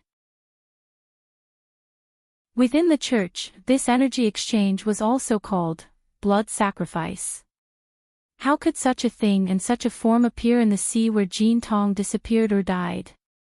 Could it be that it was really as some people had guessed, that the one who had already died in battle at the Aurora Cloud capital had revived using a secret technique? Enla did not voice out such a taboo guess. She remained silent until Mrs. Holder signaled for them to leave. Under the more cautious and respectful welcome of the military guides, the two of them got back into the MPV and drove out of the factory. In the car, Madame Holder had been resting with her eyes closed, or perhaps she was deep in thought. Only when they reached the highway did she open her eyes and speak. Luo Nan wants to kill someone. Enla was suddenly stupefied. Her thoughts had been swaying between the White Bone Hill and Ghost Eye. She hadn't thought of Teacher Luo, whose name had already shaken the world even though he hadn't reached adulthood. She was a bit stupefied for a time. Luckily, she quickly came to her senses. Madame Holder and Ghost Eye had mentioned the drill in the Abyss region earlier. Luo Nan was the core character. But the matter of killing someone. Madam, who do you think Luo Nan wants to kill? Madame Holder took off her kid leather gloves and placed them on the armrest of her seat. Her right hand, which had just caressed the back of Ghost Eye's neck, opened and closed twice. She spoke a few seconds later. According to Ghost Eye's explanation, Luo Nan is using the drill and name to familiarize himself with the attack patterns of the Abyss region. In reality, he's using Ghost Eye as a simulated target. Since he's using Ghost Eye as a simulated target, it's very likely that the target is a mental type extraordinary. Enla was speechless. She said after a while, even if he's practiced 100 or 1,000 times, he'll still kill extraordinaries as he pleases. Her voice suddenly cut off. Enla thought of Jin Tong at this moment. Madame Halder's gaze stared at her own right hand. She muttered, "Ghoste means that he can faintly sense a certain hidden threat. Perhaps that threat is Luo Nan's trump card in beheading Jean Tong. But Jean Tong is a fleshly type after all. It's very hard to completely imitate his previous experience. That's why he needs Ghost Eye as a live target. There are only 30 or 40 mental type extraordinaries under the heavens. Who could it be?" Yinlu didn't speak. She was still digesting Halder's judgment. Even though the logic was complete, it was still very hard for her to completely agree with it. Madame Halder didn't dwell too much on this matter. She most likely wanted to gather more information before making a judgment. However, she made a decision. Notify Sky General Entertainment. Let's shelve the negotiations over Mingtang Culture's acquisition. Madam. According to Multifaceted's explanation, Luo Nan and Mingtang Culture have quite a deep connection. We need to have a channel to facilitate contact. Yinlu responded with a yes and immediately made a call to the negotiating side. She didn't care how astonished and angry the other side was. The matter was settled in less than a minute. When the call ended, Yinlu was just about to ask for instructions when Madame Halder took the initiative to ask her, "What do you think about Ghost Eye?" Yinlu was a bit startled. She didn't know what to say for a time. She simply shook her head. "I haven't studied him in depth before. I don't dare to make a rash judgment." Madame Halder laughed soundlessly. She didn't bicker with Yinlu. She continued, "Ghost Eye seems to be frivolous, but he has everything an extraordinary should have. His judgment far surpasses that of a normal person. That's fine. When it comes to extraordinary cultivation, he's far more curious than the vast majority of extraordinaries. Correspondingly, he doesn't pay much attention to mundane matters. You need to remember this." Yin Li's heartbeat increased by a notch. There was no doubt that Madame Halder was deciphering the mysteries of Ghost Eye's relationship with her. To the Blood Flame Order, which lacked a core of extraordinaries and a sacrificial artifact to suppress them, this was an extremely important resource. Regardless of whether it was sooner or later, if she could learn the truth, it meant that Yin Li's position within the Order and in Madame Halder's heart had been further solidified. Yin Li felt as if she had returned to the time when she received the Order's fundamental secret technique. She listened attentively to Madame Halder's every word and committed them to memory. There wasn't much information regarding Ghost Eye. It was nothing more than contact information, communication skills, personality analysis, and so on. Madame Halder only took 2 minutes to finish explaining everything. In the end, she sighed with emotion. Ghost Eye is the kind of person whose curiosity is greater than his ambition. He likes to meddle in other people's business and care about old relationships. Out of all the extraordinaries, he's practically the most suitable to befriend and rely on. It's just that the more favors are used, the thinner they are. In recent years, I've needed him, but he hasn't needed me. Our friendship of 20 years can only withstand 2 or 3 troubles. If it goes any further, it'll most likely not last. Ian looked consoled. If we can get past this hurdle, the Order will be promoted, and our status will be close. Perhaps, don't say these meaningless words. Madame Halder waved her hand. Rather than thinking about these useless things, it's better to think about how to clean up the loose ends in Xia City and open up the situation in T City. Ian Le choked up. She responded with a soft, yes. She couldn't continue for a time. The difficulties faced by the church after the relocation of their foundation had far exceeded their worst expectations. It had to be said that T City was an important city in the Pacific Ocean. Although it was far away from the major economic circles and was isolated overseas, it and Chan City were like horns to each other. They faced each other from a distance and just so happened to be 2 important strategic strongholds protecting the deep blue world. It was also one of the core offices of the current world government. The strategic location was admittedly good, but it was also a place where wind, clouds, dragons, and tigers converged. The government, the military, the capital, and the powers of the inner world intersected. For an outsider like the Blood Flame Order, it was far too difficult to take root there. Madame Halder had always viewed T-City as an important backup base for the past decade or so. She had transferred many industries there and had a legal and reliable identity. But this could only guarantee their ability to survive in normal society. In the inner world, where power and foundation were valued, the Blood Flame Order was a secret order. Their foundation of believers was in a half-collapsed state. They were like rootless duckweed. If this was all, they could still immerse themselves in business and slowly plan. But they never expected that at this critical time, Chan City, which was supposed to be the most stable, would stir up trouble. The impact spread to T-City as well. Gradually, there was chaos. Ianlo understood that under these complicated circumstances, Madame Halder had put down the multitudes of affairs in T-City and returned to Xia City. Aside from dealing with the loose ends of moving out of Xia City, there was also a large part of it. Madame Halder saw that the situation in T-City was difficult and hoped to find some external power that she could borrow. Right now, Madame Halder had found Ghost Eye, but this wasn't enough. Several minutes of oppressive silence persisted in the commercial vehicle until news from the outside came in. Ianlo received the latest intelligence from the Pacific Ocean. Calling it intelligence was a bit of a stretch. The news had just been released when it became the most explosive news in the inner world. The Ability User Headquarters and the Order of Justice have put aside their negotiations, but they immediately announced the news of a new plane to the outside world. Confirmed. What's the specific location? Ianlo felt a bit bitter in her mouth. Confirmed, but there's no specific location. We only suspect that it might be a subsidiary plane of the Deep Blue World. Madame Halder was silent. Ianlo paused. In the end, she couldn't help but speak again. T-City is definitely within the exploration radius.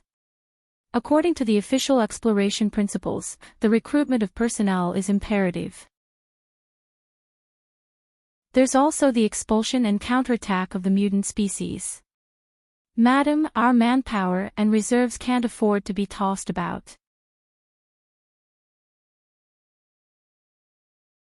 Chapter 589. Tomorrow was the winter solstice. It was the time of year when the night was the longest. The weather in Xia City hadn't been too good for some time now. At 5 o'clock in the evening, the sky had clearly darkened. Shadows flickered in the depths of the jungle on the north bank. Add to that the sharp or coarse cuz of the resident birds. Those who were a bit less courageous might not have the guts to walk on the forest paths. However, inside the gear building in the jungle, the public activity area on the second floor of the basement was brightly lit. Due to the lighting, the side of the waterway near the sandbar attracted quite a few fish and shrimps from the bottom of the lake. They stuck close to the glass wall and bumped into each other. As for whether it was interesting or strange, that would depend on the aesthetic of each person. None of the people who stayed here paid attention to this scenery. They sat around the bar counter, laughing and joking. The atmosphere was lively. Aha, serves you right. Shuelei drank a bit of alcohol. Since he wasn't of legal drinking age, he lacked experience in this area. It was inevitable that he would get a bit drunk. Of course, the most important thing was that the difficulty of the winter solstice challenge had silently melted away. A large chunk of his mind had been swept away, and his bold and cheerful vigor had returned to his body. His voice grew increasingly resonant. This is what happens when you want to eat alone. Let's not talk about what happens over there. Big bro, I am going to enjoy the profits from inside. The one who was grabbing Shuelei's shoulder was the CMO of Heavenly Crystal Biology R&D Company, Director Xie Junping. Shuelei's face was already red from the alcohol. This marketing director, who had been in office for a month, was the one whose face was truly flushed red. His face could practically light up half the bar counter. Haven't you seen the energy sector these past 2 days? It's been going straight up and down without any twists and turns.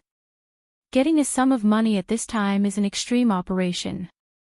Intelligence, decisiveness, ability, and luck are all indispensable. Or should I say, ever since I got to know you guys, my luck has been off the charts. Those people from headquarters are courting death. They actually wanted to hide this sort of thing, and they weren't able to hide it. Shuele was already an outstanding member of the Xia City branch. His standpoint was extremely upright. He didn't hesitate in the slightest when he opened fire.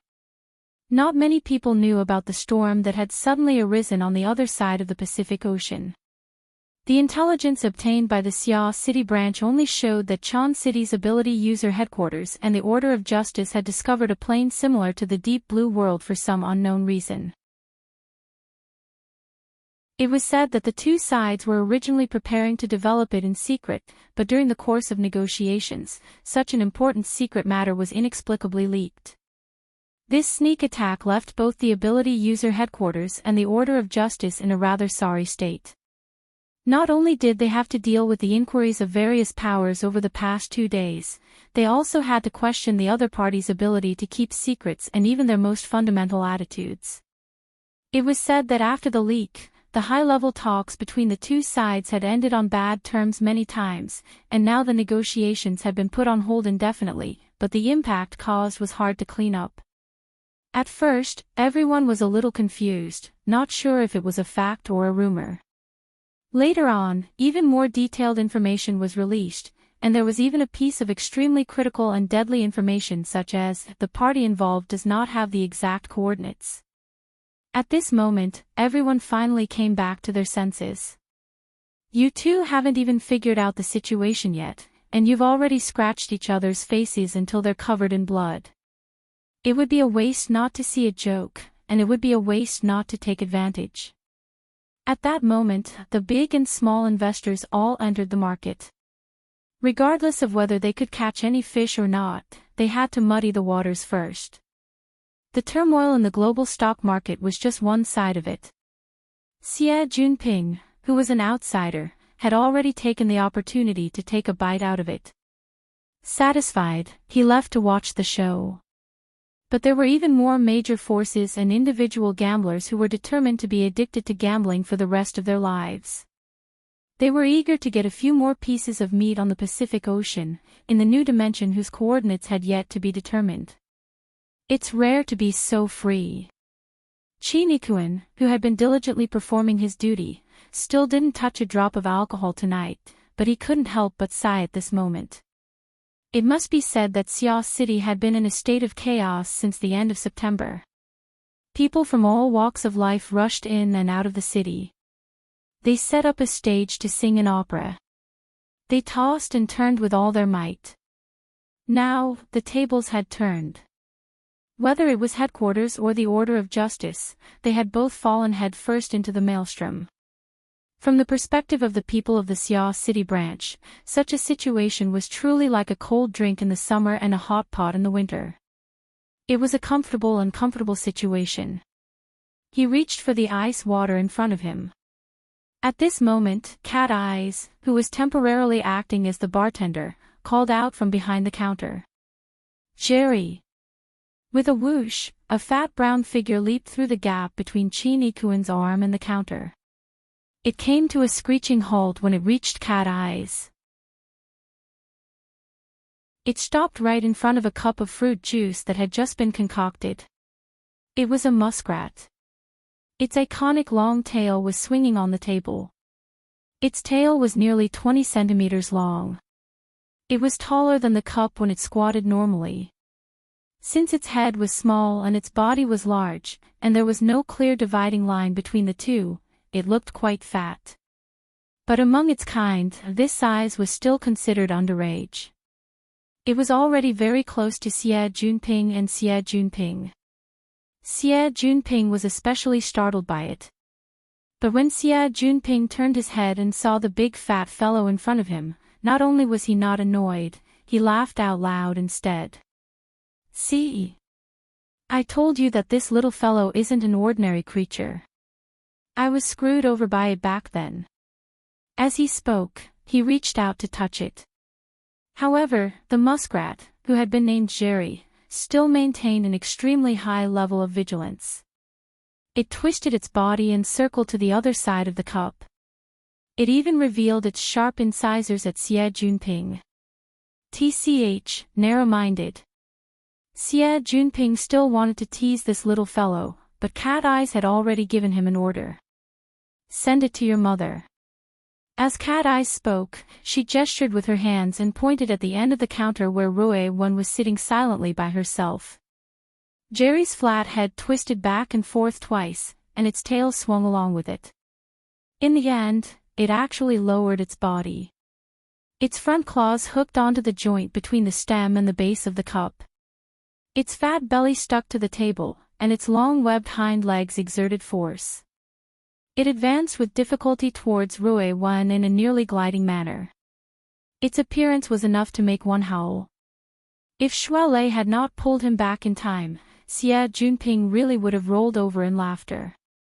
This wasn't the first time Qin Yikuan had seen such a situation, but he still could not help but click his tongue in wonder. This isn't the intelligence a muskrat can have. Are you sure there aren't any abnormalities? The laboratory didn't find anything. Besides, as long as Rui Wen likes it, what problems could there be? What logic? Qin Yikuan was dumbstruck and speechless. The feeling faction and the reasoning faction couldn't be said together no matter what. At this time, a call came through. After Qin Yikuan took the call, he said a few words and then stood up. He turned his head and said, "Leister, help me move a few things." Shui Lei stood up. Xie Junping was not to be outdone. He swayed as he stood up, raised his hand, and said, "I'll help too." Qin Yikuan swept a glance at Xie Junping's physique. He didn't hold too much hope towards the results of this short month of training, but he still gave him a bit of face. He laughed and said, "2 people is enough. We'll be back soon." He pulled Shui Lei and rode the elevator up. Xie Junping was still a bit drunk. He was distracted for a moment and didn't follow.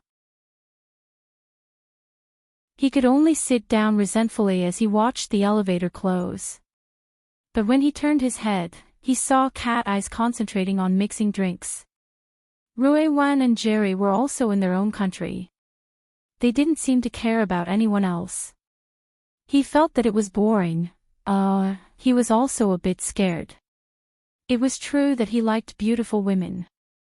Disregarding Rui Wen, Cat Eyes' image was very much his cup of tea. But the more he came into contact with the inner world, the more he understood the depths of it. It was best for him to stay as far away from such dangerous people as possible. Xie Junping simply got up again. He waited for the next elevator and went up as well. It was all right on the second underground floor, but when he reached the entrance hall of the first floor, the cold wind of the winter night blew and he couldn't hold on much longer. Finally, he still had a bit of reason left. He rushed to the edge of the small plaza in front of the door and vomited into the underbrush. Afterwards, his condition was much better. The strict training he had undergone during this period of time also showed results. He only wore a thin sweater and stood outside, but he didn't feel that cold. He surveyed his surroundings and borrowed the light from the door to illuminate the area. He could actually faintly see the depth of the jungle 6 to 7 meters in front of him. Even though it was still hazy, there were only 2 living things in that area, a bird and a beast. Neither of them could escape his senses. According to Dean Wan's words, he was already able to synthesize sound waves, smell, heat radiation, and many other perceptual differences. He was able to distinguish living things from the surrounding environment. According to the inner world's terms, this was spiritual sense. At this step, even though it was far from being an awakening, it could be said that he possessed a certain amount of extraordinary strength. Xie Junping could even barely tell that the bird that was slightly moving up and down on the branch was a crow. Of course, it was far inferior to ink. It seemed that his spiritual sense had improved again in the past 2 days. It was really smooth sailing. Yay! Xie Junping clenched his fists and jumped a few times in the cold wind to vent the excitement in his heart. Perhaps because his movements were too large, the crow at the edge of the forest tilted its head, as if it was sizing him up. Xie Junping whistled at the crow, but it didn't respond. Instead, at the end of the forest path on the other side of the plaza, Shuai Lei's voice rang out. Hey, why are you outside? I wanted to help, but I didn't expect you to run so fast. Xie Junping complained half-truthfully, but the next moment, he saw the sturdy and heavy metal box on Shuai Lei and Qin Yikuan's shoulders that was half the height of a person. The rest of his words turned into a strange cry. F***ck me. This isn't grass, it's a precision component that's about to be destroyed by our teacher Luo. I think his credit limit must be in the negatives again. That's not necessarily the case. The SVIP model usage fee is still quite considerable. Lei Zi, you put on the bracelet at the first moment. It's inevitable that a full man doesn't know the hunger of a hungry man. Qin Yikuan unloaded the box that weighed several hundred kilograms from his shoulder like he was taking off his school bag and placed it in the hole. Only then did the box's load-bearing pulley come into play. Shuai Lei did as he was told. Xie Junping came over and curiously touched the outer shell of the box, but he couldn't tell what it was. Chapter 590. No one took a crow that could be seen everywhere seriously. Xie Junping and the other two walked into the hole. The boxes weighing hundreds of kilograms made muffled sounds like thunder as they stepped on the ground. This is our teacher Luo. From Shuai Lei's perspective, this bit of weight was nothing. But he had a problem with Luo Nan's way of doing things these past few days. It wasn't easy for me to get into the basics of Sanzhou. I've been messing up my schedule these past few days. I can't leave the front door, I can't take a step out of the back door. I'm probably going to slip down again, Xie Junping chuckled. He's reverting to his old ways. Didn't you say that he used to be like this? Qin Yikuan pressed the button to open the elevator and sent the box inside. After turning around, he also joined in on the conversation. Of course, he was mostly explaining, Mr. Luo is also striking while the iron is hot. After all, with such an impressive result like the Ring of Blood and Will, and with Ghost Eye as a sparring partner, this is a rare opportunity that cannot be missed. Shuai Lei displayed his stance. He fiddles with these exoskeletons every day just to strike while the iron is hot. Qin Yikuan smiled and asked Shuai Lei to move the other box into the elevator. At the same time, he raised his hand and shook it, showing the rather heavy metal bracelet on his wrist. This is also the result. As a physical body, I thought that I would never be able to touch the abyss in my life. I didn't expect Mr. Luo to be able to solve this problem so easily. This thing is now very popular. Shuai Lei subconsciously shook his wrist. The weight on his wrist made him lose the confidence to continue speaking. He could only mutter, body and soul should be balanced. Such a good aptitude. Beep beep beep. The alarm of the elevator rang. After all, it was not a freight elevator. 2 metal boxes had actually exceeded the limit of 1,300 kilograms. Alright, I'll use the one next to it. Shuai Lei struggled to pull the box out again. At that moment, a call came through. Xie Junping helped him press the button. I'll go this way too. B6, right? After much difficulty, the elevator doors closed and the car descended. Shuai Lei was on the phone the whole time. He hummed repeatedly and occasionally said words like Christmas or New Year's Day. By the time the elevator arrived, he still hadn't finished speaking. Xie Junping then helped Shuai Lei pull out the box. At this time, Qin Yikuan was already waiting outside. He was swiping his authority, which was to verify his identity. Xie Junping felt a toothache when he saw this scene. A good portion of Gear's 7 basement floors were remodeled by Yan Hong during this period. Because he had always been engaged in highly classified research on the archetype format and the burners, these underground buildings had practically been transformed into a heavily guarded fortress by him. When Xie Junping and Luo Nan first came here, they suffered a loss due to the issue of authority. Whether it was him or Luo Nan, neither of them liked this sort of arrangement. They simply abandoned most of the defense systems when they took over. However, Luo Nan had clashed with headquarters last time, and Gear had been severely damaged by headquarters tank and the others. They had no choice but to consider the issue of safety when they repaired it. Plus, Luo Nan had been using Gear as a base for research these past few days. The corresponding defensive measures were reinforced layer by layer. This was especially true for the 6th floor, which was the main laboratory. The 7th floor, which contained the mainframe database, energy station, and other core installations, had already been built into a small fortress by the technical staff of the Xia City branch. It was said that according to these safety standards, even if an extraordinaire were to charge over, these 2 layers of the fortress would be able to hold out for 1 to 2 minutes. This was enough time for the Xia City branch to take the next step in providing reinforcements. Safety and convenience could not be balanced at the same time. The higher the safety factor, the lower the comfort factor. The 2 boxes of equipment parts were actually much simpler here. They were directly sent through a conveyor belt to the laboratory's warehouse for classification and inspection. The 3 of them just had to go through the inspection procedures step by step. They're really looking for trouble. Xie Junping had the authority to enter the laboratory, but he was seriously impatient with the complicated inspection process. At this time, he heard Shuelei say, "The troublemakers are in the back." Tian Qi just called. He said that he couldn't get in touch with Nanster.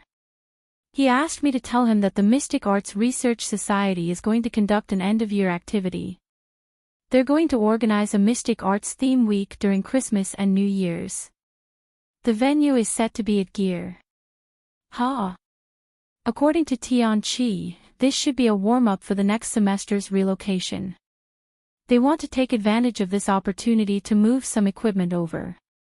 All the functions that can be used have been activated, and the activity space has been expanded. F***CK. Why are these people causing trouble? Xie Junping raised his wrist. He wanted to make a phone call and clarify the situation. However, he didn't have the authority to communicate on the 6th floor. He couldn't make the call at all. Shuelei advised, "It's hard to say even if we get in touch. After all, this isn't Nanster's private property. The property belongs to the Mystic Arts Research Society. We can't say anything about when they move and how they move." As he spoke, Shuelei turned to look at the brand new security equipment around them. Maybe Nanster needs to find another workshop. There's definitely room for discussion here.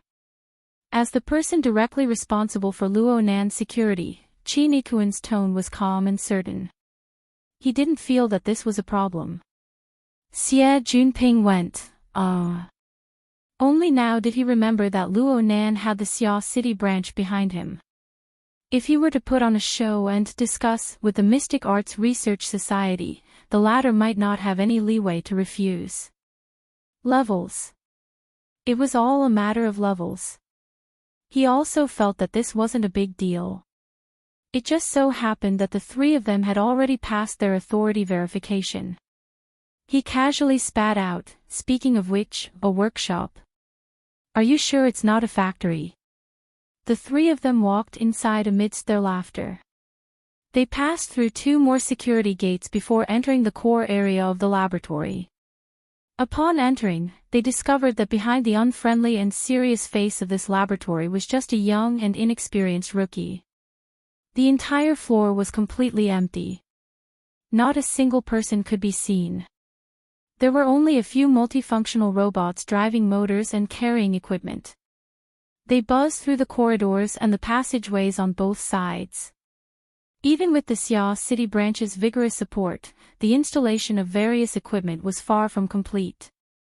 Many spaces were still empty, or perhaps only a small portion of them had been completed. The only places that were truly in use were the warehouse where the 2 boxes of components were stored, as well as Luo Nan's current workspace. This wasn't the first time the 3 of them had come here. They walked inside with familiarity. Soon, they saw Luo Nan's figure at the end of the passageway on the right. However, this young genius who was famous for his mental senses didn't seem to have discovered their arrival. Luo Nan was standing in the middle of a pile of mechanical arms. He held an electronic pen in his hand and drew in the middle of the work area. Following his movements, a small portion of the dozen or so mechanical arms that were distributed within the space of over 100 square meters were flexing and moving. Each of them had a different division of labor. Some of them were moving equipment. Some of them were assembling and dismantling components. Some of them were even brazenly welding. It caused sparks to flicker within the work area. Qi Nikuan and the others watched with twitching eyelids. Xie Junping was a bit stupefied. Does he really want to use this place as a factory? Shuai Lei turned his head to look all around. How come I don't see Worker Zhai? Qi Nikuan answered, Worker Zhai is working overtime today. He didn't come. Shuai Lei turned his head in shock. He nearly twisted his neck. Hey, is he operating it by himself? Qi Nikuan grinned. There's a military-grade AI here. According to Worker Zhai, it's quite easy to use. It should be. It felt fine when I came over in the afternoon. Then the afternoon ended up like this. The corners of Shuai Lei's eyes twitched. He stared fixedly at the figure within the forest of mechanical arms. He confirmed that there was no immediate danger before sweeping a glance at the clock to the side. The clock showed that Luo Nan had been working continuously for 7 hours. In other words, he had skipped at least half of this morning's classes. He's really gone mad. Speaking of which, is he going to use his mental senses to cheat on the final exam? If I had this ability a few years ago, I would have flown away a long time ago. Xie Junping blurted out a sentence, but he soon shifted the focus of his attention. That headband. Is it that extraordinaire? Yeah, it's the one from Jin Tong. Shuai Lei confirmed Xie Junping's guess. The item they were discussing was fixed to a mechanical arm in front of Luo Nan. Its appearance was very unremarkable. If one didn't have a fixed view of it, it would have been mixed up with the many equipment components in the surroundings. Actually, Xie Junping didn't have a clear concept of the power of extraordinaires. However, this didn't prevent him from feeling deep veneration for this spoils of war that had been dyed with the blood of the world's top figures. Of course, he felt even more respect for the victor who obtained this spoils of war. I really didn't see it back then. Hey! Before Xie Junping could finish speaking, the headband that had attracted everyone's attention was pulled by the mechanical arm. It was placed squarely on top of Luo Nan's head. Xie Junping and the other 2 all saw it. The headband, which was originally quite wide, clearly shrank the moment it was placed on top of Luo Nan's head. The headband fit perfectly on Luo Nan's forehead. It fit perfectly, as if it was custom-made for Luo Nan. Luo Nan tossed away the electronic pen in his hand right after the headband was placed in place. This was like a signal. The surrounding dozen or so mechanical arms twisted their joints, pushing components and modules from various directions before Luo Nan. Then they began to equip themselves. The miniature energy furnace, chest and abdomen armor, the 4 limbs integrated modules, and other main structures had already undergone many adjustments. They were completely compatible with Luo Nan's figure. It only took 2 seconds to complete. Other parts such as the survival system, mounted weapons, and so on were put on his body one after another. In the blink of an eye, a fully armed deep blue walker appeared before their eyes. TSK. It's like watching a movie. A remake of Iron Man. It looks like it, right? It's just that its color is a bit plain, and it's on the skinny side. Compared to the relaxed attitudes of the two youngsters, Chi-Nikuen, who was a professional, saw things a bit more. Strictly speaking, this exoskeleton equipment was slimmer than the standard version. Luo Nan should have removed a portion of the mounted equipment and even some parts of the armor. No matter what his goal was, this sort of modification was far too daring for a highly integrated and relatively mature combat platform. In actual combat. Before he could finish his thought, a buzzing vibrating sound rang within the workshop. This was the sign of the miniature energy furnace starting to heat up. The engine's power was rapidly rising. Hey, test the machine here. The second half of Xie Junping's words were shattered by the explosive sound of an explosion. A gale blew in front of the eyes of the three onlookers. The mechanical arms in the work area swayed back and forth. The idle components on the floor and stage were blown into a mess. The three of them were able to capture the trajectory of the movement. But by the time they turned their heads, the exoskeleton armor had already come to a stop on the other side of the large room. The wall that had just been painted was behind it.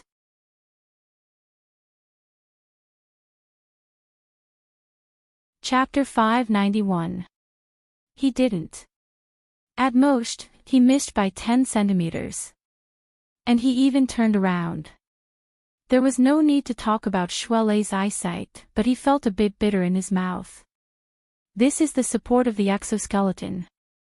Luo Nan's displacement process of extreme static, extreme movement, and extreme stillness was too barbaric and direct, even though it was the least pressure. He had already awakened, and he had used the 9 orifices and 6 roots technique to stabilize the foundation of his body. If it were an ordinary person, they would have suffered from cerebral ischemia, internal organs would have been displaced, and tendons would have been fractured. But this kind of barbarity would be the ultimate impact and lethality in actual combat. Xue Nan pondered to himself. He could barely react to this speed and impact. He wouldn't be killed in an instant, but he would be in a state where he was wide open for 3 rounds at most. No technique would be of any use at that time. He could completely imagine the consequences of falling to the ground. Shuelei understood more and more now that Gym Master Xiao had painstakingly transferred his energy to human-computer interaction. Although he had gone to the simulation chamber to play a few rounds these past few days, his progress in the real world was clearly lagging behind. He needed to have a greater sense of urgency in the future. Shuelei felt that the same situation was a spur, but Chi-Nikuen felt that it was more realistic. The exoskeleton emitted a buzzing sound of electricity. It was dense and not noisy. On one hand, it displayed a good body condition. On the other hand, it seemed to have a special mode of action. And at this time, he felt a slight itch on his skin that had yet to dissipate. It was as if he had been struck by static electricity. He looked at Luo Nan's feet. There were no traces of friction at all when he stopped and braked. He immediately understood. Electromagnetic fields. Speaking of which, the deep blue platform already has such a mature application. He had teamed up with God for some time. He had seen maglev before, but he had never seen Luo Nan spin through the void like this. There was not a single trace of smoke and fire in the microcontrol effect. Luo Nan was certainly inferior to a professional soldier in terms of operating skills. This kind of effect was reflected in the transmission or control system. The two professionals each had their own thoughts. Xie Junping, an amateur, only looked at appearances. He saw that the outer layer of Luo Nan's body seemed to have a layer of flickering electricity circulating around it. He heard Chi-Nikuen mention electromagnetic fields. He immediately thought of the information he had heard from Shuai Lei and the others these past few days. He slapped his thigh, releasing magnetism and discharging electricity. Could it be Jin Tong's unique skill? Is this headband hiding that secret manual? Xie Junping's idea came out of nowhere, but it was just right. Shuai Lei and Qin Yikuan were both stupefied to the side. Suddenly, they had the feeling of realization that something like this was possible. Speaking of which, Luo Nan had brought out quite a few things during this period of time.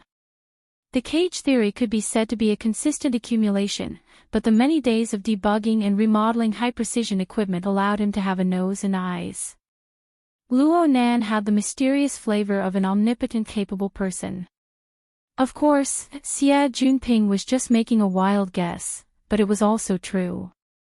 Only now did Luo Nan notice the three of them coming over. He stopped the experiment, took off the helmet, and walked over step by step, still wearing the headband. Although Xie Junping was a typical second-generation rich kid, he had very few opportunities to come into close contact with deep blue walkers. He immediately stepped forward, rubbed, and satisfied his craving. At the same time, he didn't forget to verify the hole in his brain, Nanster, inside this headband. Luo Nan smiled at Xie Junping. He actually admitted it directly. It's more or less a reference to Jin Tong's model. It's an extraordinary power of electromagnetism. It's also the most universal ability that can be grasped at this stage. Hey, there's really something inside. It's yet to be excavated. Luo Nan used his fingertips to tap the headband, emitting muffled popping sounds. This attracted the gazes of the three to focus on the headband. But then he sighed. It's a pity that I can't use this mode for too long with the current strength of my fleshly body. Don't even think about using it in actual combat. I can only use it as a weight-bearing exercise.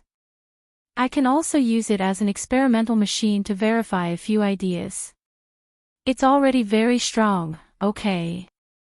Shuai Lei had a relatively good understanding of the strength of Luo Nan's body. Even if I can't use that mode just now as my normal state, the short burst of a few dozen seconds is still extremely terrifying. If I'm paired with a blade, I'm dead for sure. Luo Nan still shook his head.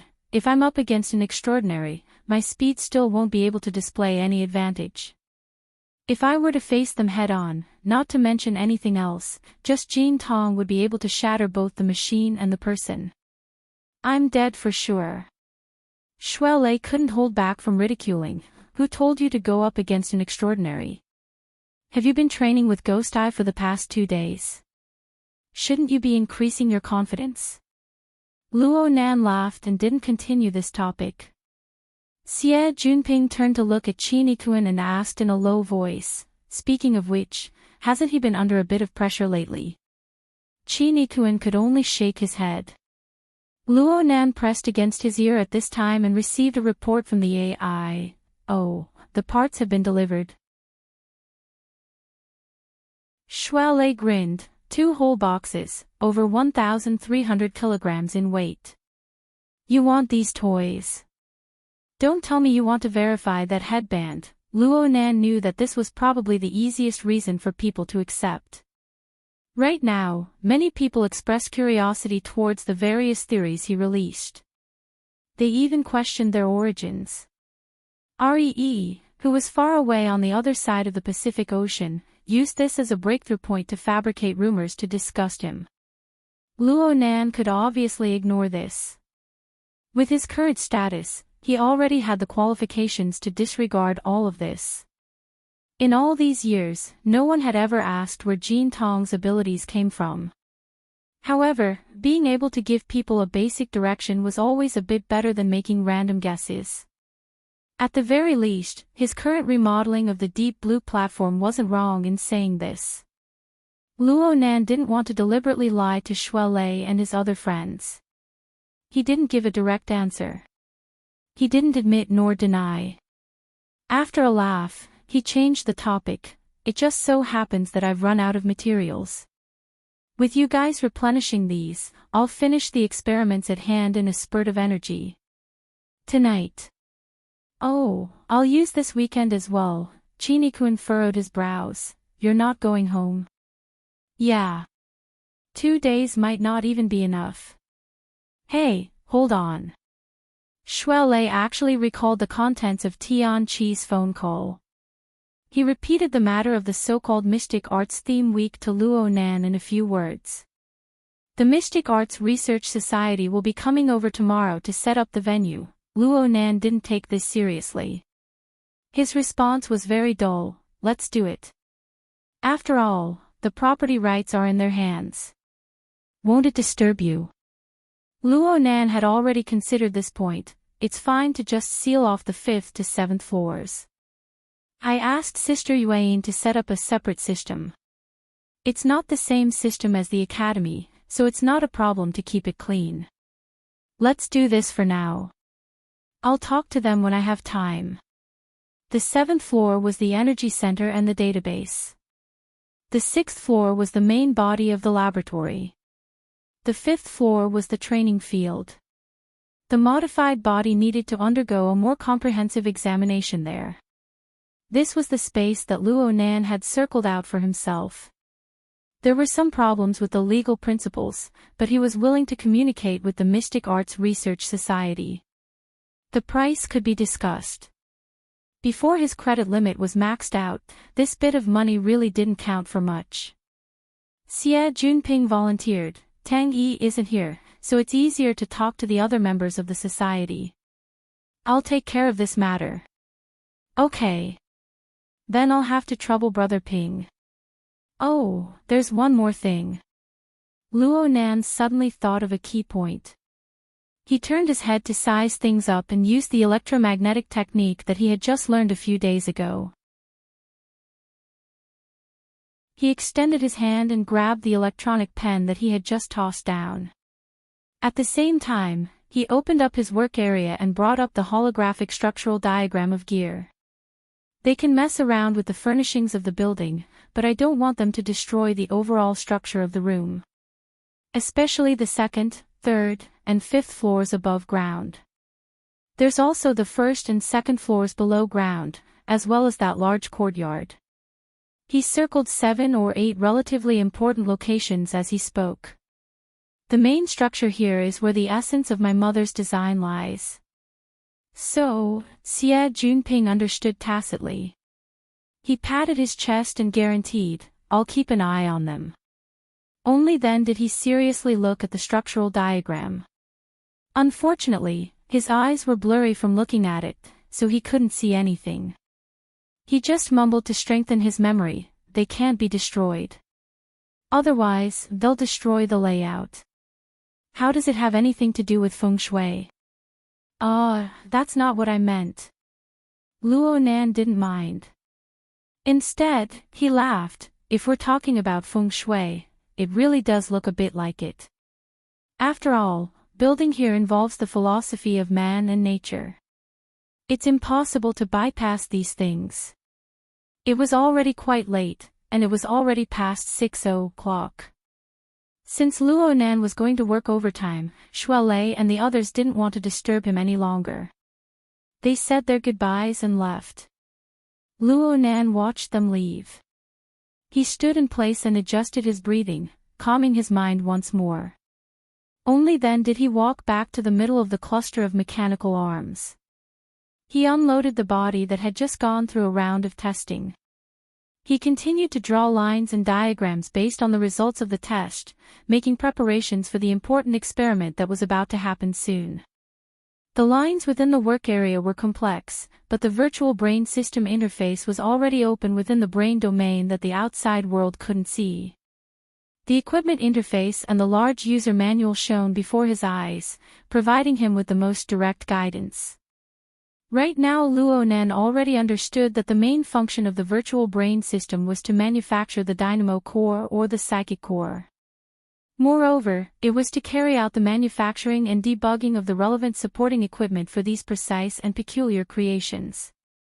Therefore, the vast majority of the contents of the system's user manual revolved around materials, manufacturing, installation, and debugging.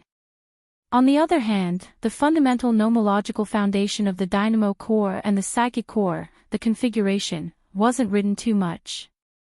It was just a classic example like the fortress.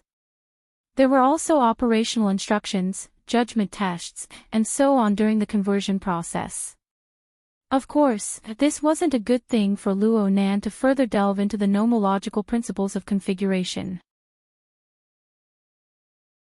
But the technical guidance that was extremely close to the practical application level was extremely in line with his current needs. Especially since Luo Nan already possessed the psychic core of the external neuron. He also had the headband as the core conversion equipment. After building this laboratory, all he needed to do was transfer the design ideas within the virtual brain system out. He could compare and verify them one by one. Of course, this was accompanied by a large amount of mistakes and losses. Luo Nan didn't care about this anymore. After he transformed into Teacher Luo, he received a commission for the usage of the SVIP model. He also received a credit limit that rose with the tide. These were enough to support his willfulness. Luo Nan was fed with an enormous amount of trial and error opportunities. Even though Luo Nan couldn't be considered a developer in the relevant field for the time being, he was getting closer and closer to a qualified technician.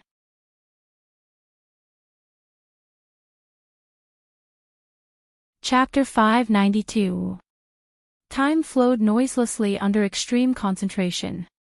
He was 30 meters deep underground, and he didn't know the changes of day and night. Luo Nan just used the experimental mission as a yardstick.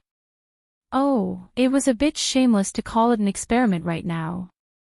He just followed the requirements of the virtual brain system and tried to assemble usable combat equipment using components from Earth's technology.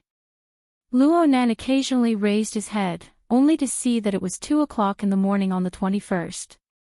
It was already the winter solstice. Today had quite the significance in the East Asian cultural circles. In the past, his family would gather together no matter what on this day. But today, Luo Nan had used the rotten excuse of concentrated training to run away. One could imagine the unbearable scene when he returned home. This thought only flashed in Luo Nan's mind for a moment before it was squeezed out of existence by the flood of information. Right now, the number of virtual and real interfaces before his eyes had already increased to 4. They included the projected work area, the virtual brain system equipment interface, the user manual. In addition, there was a self-inspection interface that had been opened midway. It was labeled Electromagnetic Vanguard No. 1. Right now, the self-inspection progress was nearing its end. The preliminary inspection results had already been arranged in succession, including the relevant analysis. It took up most of his attention. The left arm module has been completely destroyed. I need to replace it. The backup energy furnace has fallen off. I need to recognize this. It's the fault of my design. The outer armor is corroded. I need to replace part of it. The combat blade. I need to bring 2 more spares. It's too easy to break. The kinetic energy arsenal. Large caliber ammunition and javelins. I need to calculate the ratio again. The consumption is too great. I suggest replenishing nearby. Where is nearby? Luo Nan scratched his head. His fingertips bumped against his headband, which was already a bit warm. He subconsciously changed directions, repeating this process over and over again. The 2 large boxes of spare parts that Shuele and the others had sent over were originally sorted and stored in the warehouse by the artificial intelligence. Right now, Luo Nan used his half-baked skills and train of thought to dismantle them into a messy mess. Luckily, the military-grade artificial intelligence that cost him 50 honor points to rent was still worth the price. The virtual brain system hidden deep within the external neuron displayed superior intelligence. As time passed, the collected data was relatively complete, and the progress was finally on the right track. And right now, it was already 5 o'clock in the morning. The multifunctional robot shuttled back and forth between the laboratory and the even more spacious passageway area in front of it, categorizing and arranging his completed works one by one. They were of different sizes and covered a large area. When Luo Nan walked out of the jungle of mechanical arms, he saw the equipment area that took up 40 to 50 square meters. He sucked in a breath of cold air. Isn't there too much? I can't carry it all at once. Flag bearer, calculate the weight. Flag bearer was the code name of the military-grade artificial intelligence. It was the main butler of the laboratory, responsible for the allocation of all resources and basic operations. The relevant data was also readily available. The weight of the equipment is 657.5 kilograms, and the estimated weight of the box is 724 kilograms. As expected, it's time to split them up. Shuai Lei and the others had brought over a ton of spare parts and materials. They had been condensed to this degree, and this was already Luo Nan's highest level. Plus, there were also large amounts of ammunition and consumables that were irreplaceable. Luo Nan didn't waste any more energy. He snapped his fingers, divide the boxes into 4 batches. Each batch must be under 200 kilograms. The main structural components are prioritized. Oh, there's also the remote maintenance system. Pack it up as well. This counts separately. Following Luo Nan's command, the multifunctional robots controlled by the flag bearer rolled their caterpillar belts to get busy once more. Luo Nan stared from the side. He watched as he imitated, designed, and forged the equipment modules, and replacement components were loaded into the airdrop boxes one after another. It would be an exaggeration to say that Luo Nan felt a sense of accomplishment in his heart. But the feeling of solidity that was built up bit by bit was something that nothing could replace. 7 days had passed since the lecture on the 14th. Luo Nan had been preparing at all times during these 7 days. He was going to carry out an assassination operation of the highest difficulty. He had personally set up a guillotine, forged shackles, sharpened blades, and increased his preparations bit by bit. All for the final instant when his hand rose and fell. The one he wanted to behead was undoubtedly Gong Qi. He was a spiritual type extraordinary who was currently tossing and turning in the cloud world anchored by his mother. He was one of the top 100 strongest people in the world. Though Luo Nan already had the departed soul of an extraordinary under his hands, he wouldn't overestimate himself because of this. After all, Her Majesty Empress Wu wouldn't take the lead again. She would first beat the enemy to a pulp, injuring his mind. He only had one chance to kill such a powerful enemy. If he missed this chance, the situation would slip to an uncontrollable level. He might even be killed instead. Luo Nan told himself to have patience and determination. He needed to constantly increase his bargaining chips. He also needed to think of ways to weaken Gong Qi's foundation by every possible means. From his perspective, the two were organically unified. In the end, his plan was inseparable from his own ability and the accumulation of bargaining chips. His accumulation wasn't limited to sparring with Ghost Eye. The packing of precision equipment was a large field of study. The complex environment he was about to face put extremely high demands on him. Luo Nan was quite at ease with Standard Bearer, a military-grade AI, doing the calculations. So he set everything aside for the time being. He walked to the living area in the corner of the laboratory and lay down on a single bed. He closed his eyes and adjusted his breathing. Luo Nan finally knew about the matter of Bro Octopus and He Yuan, as well as the matter of Luo Nan's security team drugging him. Luo Nan didn't care about the nature of the matter. What he cared about was the result. He saw that it was the drugging that helped him extricate himself from his extreme exhaustion. It allowed the scattered light of his high-tension state to gather once more. In the end, he realized a major breakthrough. He still couldn't enjoy it to this day. So Luonan began to adjust his state of mind and work and rest.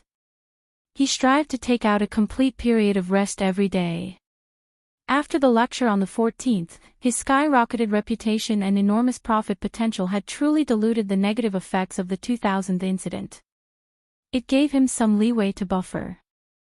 Luonan meditated and visualized right now. Within the visualization space that seemed to be deep space, stars converged together. It was as if a person was dancing and dancing with joy.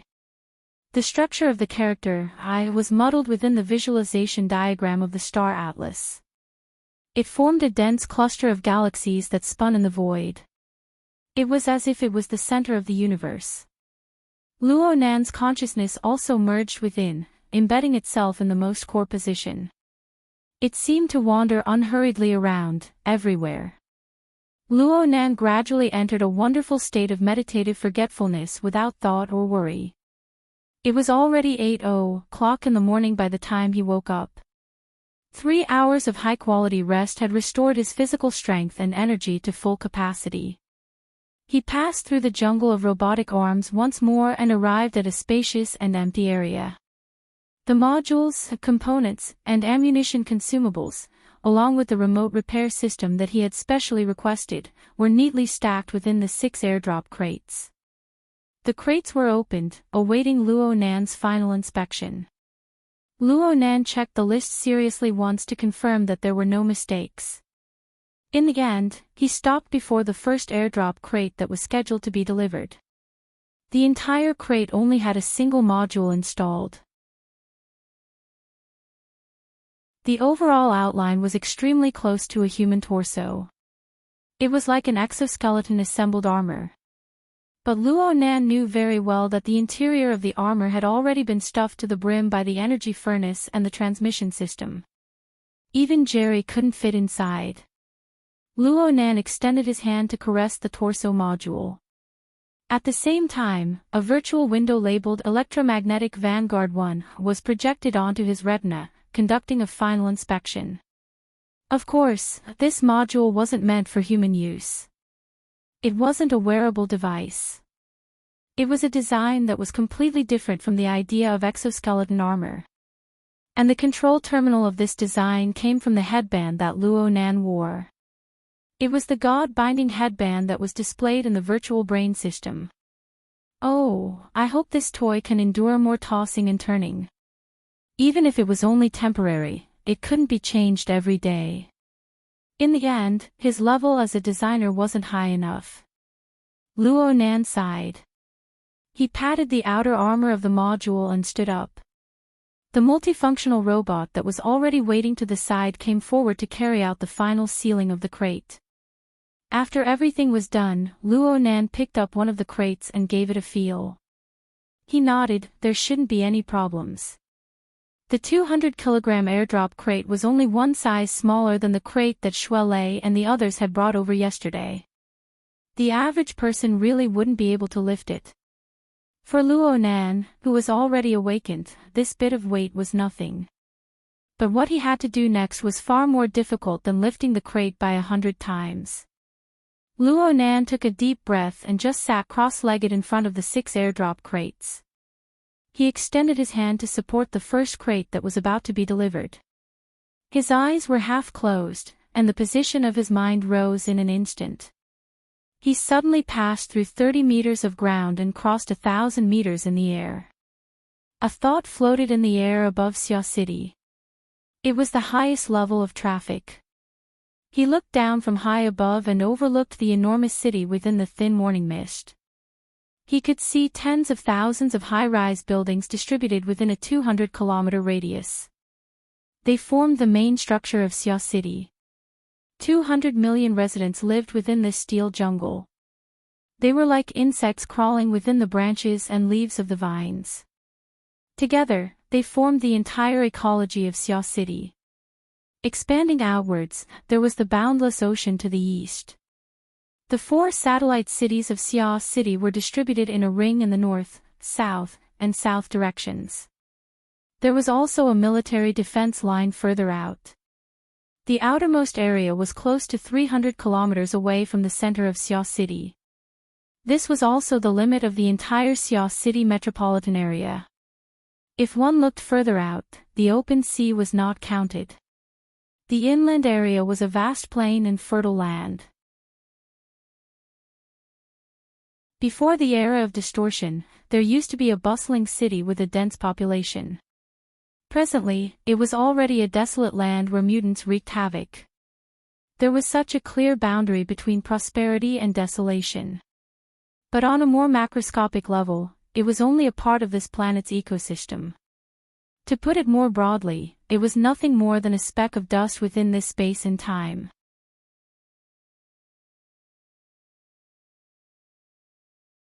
Chapter 593. There were at least 5 or 6 different spacetime structures distributed within the range of Luo Nan's mental senses. This included the Earth that bore and gave birth to Luo Nan. It even included the most grand universe that stretched out endlessly.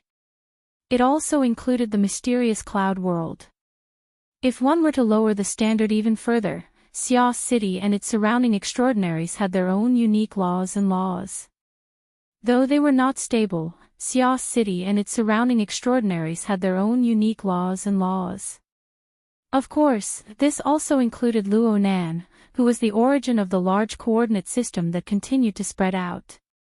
There were also 2 other relatively unique existences. One was the psychic wave network that covered Xiao City and its surroundings. Some of its tentacles extended to the entire world. This network had been operated by President Ouyang for many years.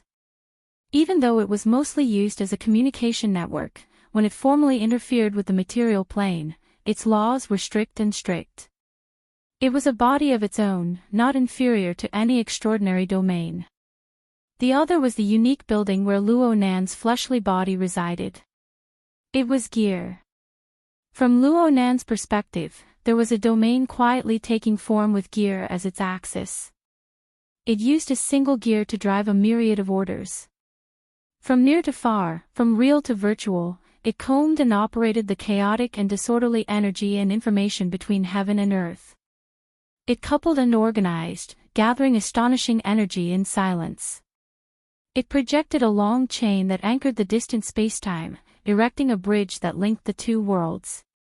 Such spacetime laws were in no way inferior to those of the extraordinary domain. They even surpassed them in terms of level and scope. This was his mother's work. It was indeed like a feng shui layout, but it was also a domain that possessed its own laws. It was a grand extraordinary configuration. At this very moment, Luo Nan was using the laws of gear to do something that even extraordinaries would find hard to do. He roughly observed the surrounding environment and confirmed that there were already extraordinaries overflowing in Xiao City. For the time being, there weren't any major powers paying attention to him. After the cage theory came out, contact as invasion became a hot phrase in the inner world. There were even people from the Ability User Society who jointly proposed to enact a Privacy Act. The content was probably to restrict the willful casting of psychic ability users' senses and so on. Let's not talk about whether or not this purely eye-catching act had any meaning.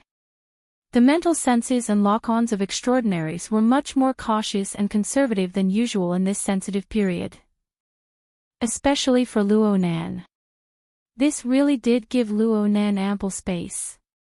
It also made him more daring and reckless when he did things. Luo Nan's thoughts plunged in the opposite direction, cast towards the gear that seemed to be spinning yet not spinning in the depths of the jungle of the North Bank. And at this time, an incorporeal and mystical structure opened up in the depths of the void, forming a passageway that led straight to the distant spacetime. The passageway pulled Luo Nan's thoughts over, and in the blink of an eye, an unstoppable gale and cloud assaulted his face. In a certain sense, the cloud world was simply Luo Nan's own back garden. If those 2 unwelcome guests weren't here, then it would be even more deserving of its reputation. The thought that Luo Nan projected was like a kite fluttering leisurely in the air. It made a turn within the turbulent clouds. It was just a turn, but the environment of the void where it was located was painted with other colors. Clouds surged high up in the sky at this moment, clearly reflecting the image of a jungle and the buildings hidden within. To be exact, it was the jungle of the north shore of Acumen College where Luo Nan currently resided. This image faded to almost nothingness. It was undoubtedly a mirage. And in just half a second, colors were added to this mirage scene. A rough reddish-black background could be faintly seen. The shape of an undulating mountainous region was faintly discernible. There was also dark red lava that spread and flowed. Two completely different scenes of nothingness mixed together with the surging clouds high up in the sky. The colors were mottled, and it was dazzling to the eye. A mush-mouthed ape just so happened to pass by nearby. It was also bewitched by this marvelous scene. It bared its teeth and rushed over, seeming to want to touch this marvelous scene. Luo Nan's hand, which was supporting the airdrop box in the underground 6th floor of gear, didn't move at all. He just slightly tightened his brows. The word "I" that was resplendent with starlight within his visualized space seemed to truly come alive. It folded its hands, bent its knees, and spun and danced. The myriad stars that converged to form the word "I" blended into one entity, and they each formed their own star orbits. They drew a boundless star atlas in the deep void. Luo Nan's soul strength, which he had accumulated explosively over the past few days, circulated and transformed within this star atlas. It naturally converged and fused, condensing into an indistinct and immeasurable point at the very center of the star atlas. It became the sole origin of the vast coordinate system, and it couldn't be moved. When this coordinate system took form, Luo Nan's mind, the laboratory he resided in, the cloud world of another spacetime continuum, and even the rough and gloomy nameless mountainous region clearly rang with a muffled roar of thunder. When the sound of thunder crushed down, gear, the cloud world, and the nameless mountainous region. These three spacetime structures had always operated according to their own laws and rules. They froze in an instant.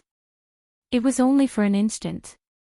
Perhaps it was 1,000th of a second, or even a 10,000th of a second. Then they recovered their fixed operating trajectories. But in that instant of freezing, the airdrop box that Luo Nan's hand pressed down on became the only moving object. This so-called movement was not the ordinary form of sliding, dropping, or flying. In that instant, the light and shadow of its body warped. It was like a mirage, and it suddenly disappeared. The two intersecting scenes of the mirage and the cloud world disappeared as well. So much so that the mush-mouthed ape could only stare blankly at the thick layer of clouds that hadn't changed for many years after charging over. Luo Nan's eyes were still half closed, but his mind was a thread ahead of time. He set off from the origin and drew a long, perfectly straight line. He imprinted a point on the large coordinate system. The coordinates of that point was his designated destination. The line was flat and straight. It didn't bend in the slightest. But in this moment, the airdrop box that crossed space drew an indescribably complex trajectory in the dark and unfathomable void. It pierced through the barrier of space and time twice in succession. Only then did its short and gorgeous journey come to an end. It truly possessed powerful kinetic energy. It carried the whooshing sound of the wind as it descended diagonally to the ground from a height of several dozen meters in midair. The air it pierced through already carried the fishy smell of rotten eggs. This was the result of the long years of accumulation of sulfides and halide gases that were spewed out by the intense volcanic activity. The airdrop box's journey was nearing its end. All that remained was time for the show of universal gravitation. Luo Nan's eyelids blinked, but they didn't completely open. In this moment, his originally vigorous and abundant soul strength was like the water of a lake that had its bottom completely ruptured. The water level dropped by more than half in an instant. The excessively terrifying output of soul strength caused his brain to experience a short period of dizziness. But he couldn't afford to rest. His consciousness locked tightly onto the falling airdrop box. He calculated its position and distance on the plane of his soul cloak. The airdrop box's shock absorber equipment automatically activated when it felt the movement of the box. It attempted to correct its posture and weaken the impact. But before these equipment could truly display their use, a figure leaped up from a certain fissure in the ground diagonally below. The figure rose into the air and firmly grabbed the falling airdrop box before landing on the ground with ease.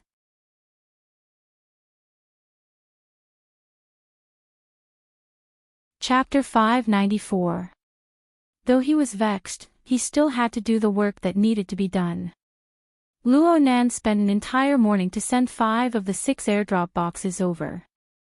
Actually, in terms of pure soul strength consumption and replenishment, it wasn't hard to replenish it under the effect of the closed system large production line, even though the consumption of soul strength was enormous.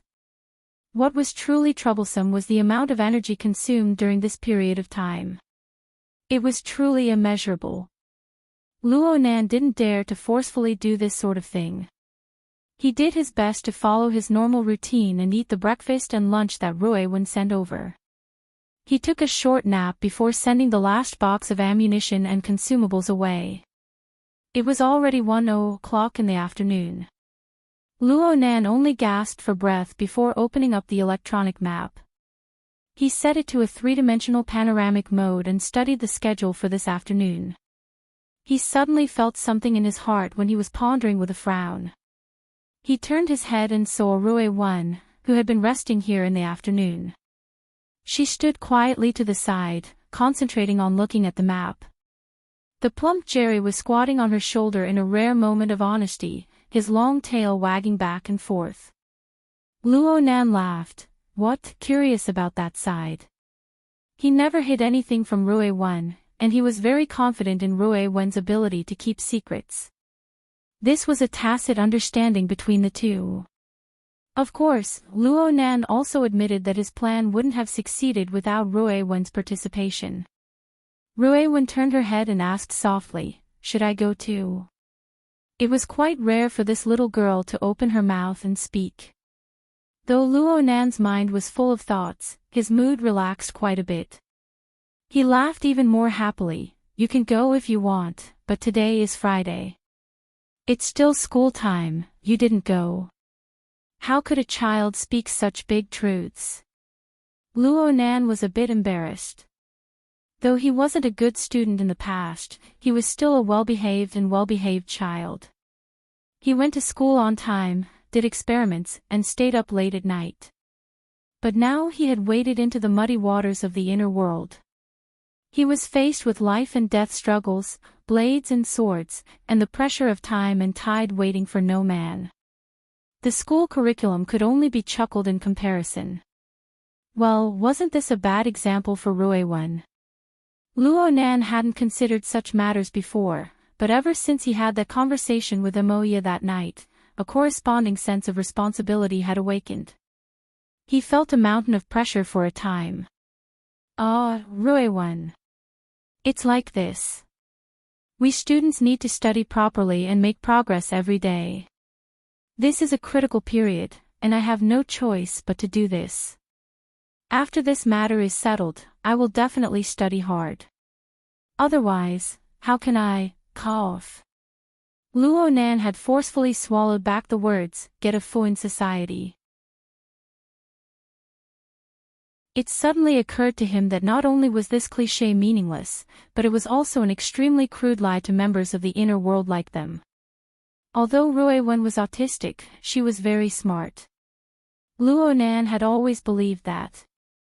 Luo Nan was stumped for 2 seconds before forcefully changing the direction. What I'm trying to say is that the experiences at school are extremely precious and important. They are an indispensable part of our entire lives. Luo Wen yi tu luo li lu to shi tu hi tu. It was also at this moment that the way of thinking that he had developed over the years automatically helped him shift onto the right track. My grandfather, and of course your grandfather, the one we visited at the sanatorium last weekend. In his formatting theory, there is a section on student related to the social format. You can imagine how important it is. For now, you just need to remember.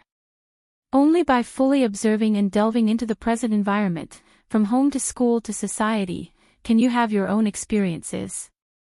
Only then will you be able to form a complete personality. This is what distinguishes us from other people. This is the basis for normal communication. This is the foundation for establishing oneself. Wasn't what he said a bit deep? Ruewen asked him right as Luo Nan was pondering, is my personality incomplete? Ha! Ruewen gazed at him, my memory is very short. My experiences are very few. I'm different from other people. In that case, my personality would be incomplete. How can you say that? Luo Nan retorted in a loud voice in the first instant. But then he was stuck once more. Ruewen's deduced conclusion wasn't wrong. This was already the confirmed conclusion of the branch's laboratory. But he couldn't admit it no matter what. Luo Nan hadn't sweated as much as he did right now, even though he had toiled for an entire morning to transport a 1-ton item 2,000 kilometers away. At this moment, he just wanted to kidnap a child psychologist to use as a reference. Ruewen was still gazing at him. Luo Nan had always felt that those gloomy eyes shouldn't belong to a child. They were so deep and unfathomable. But now that he thought about it again, it might be more accurate to describe them as emptiness. Ruewen still couldn't find her own position. Did she still think of herself as a crow? Luo Nan's heart felt even more stuffy. He wanted to give himself a slap. This mouth. No, this IQ. Actually, the one with an incomplete personality should be him, right? Ha! Suddenly, a light flashed in Luo Nan's mind. He didn't think too deeply and just blurted out, that. It's very normal to have an incomplete personality. I'm not perfect right now either. This is because we're still children. We haven't reached adulthood yet. But our personalities are always developing.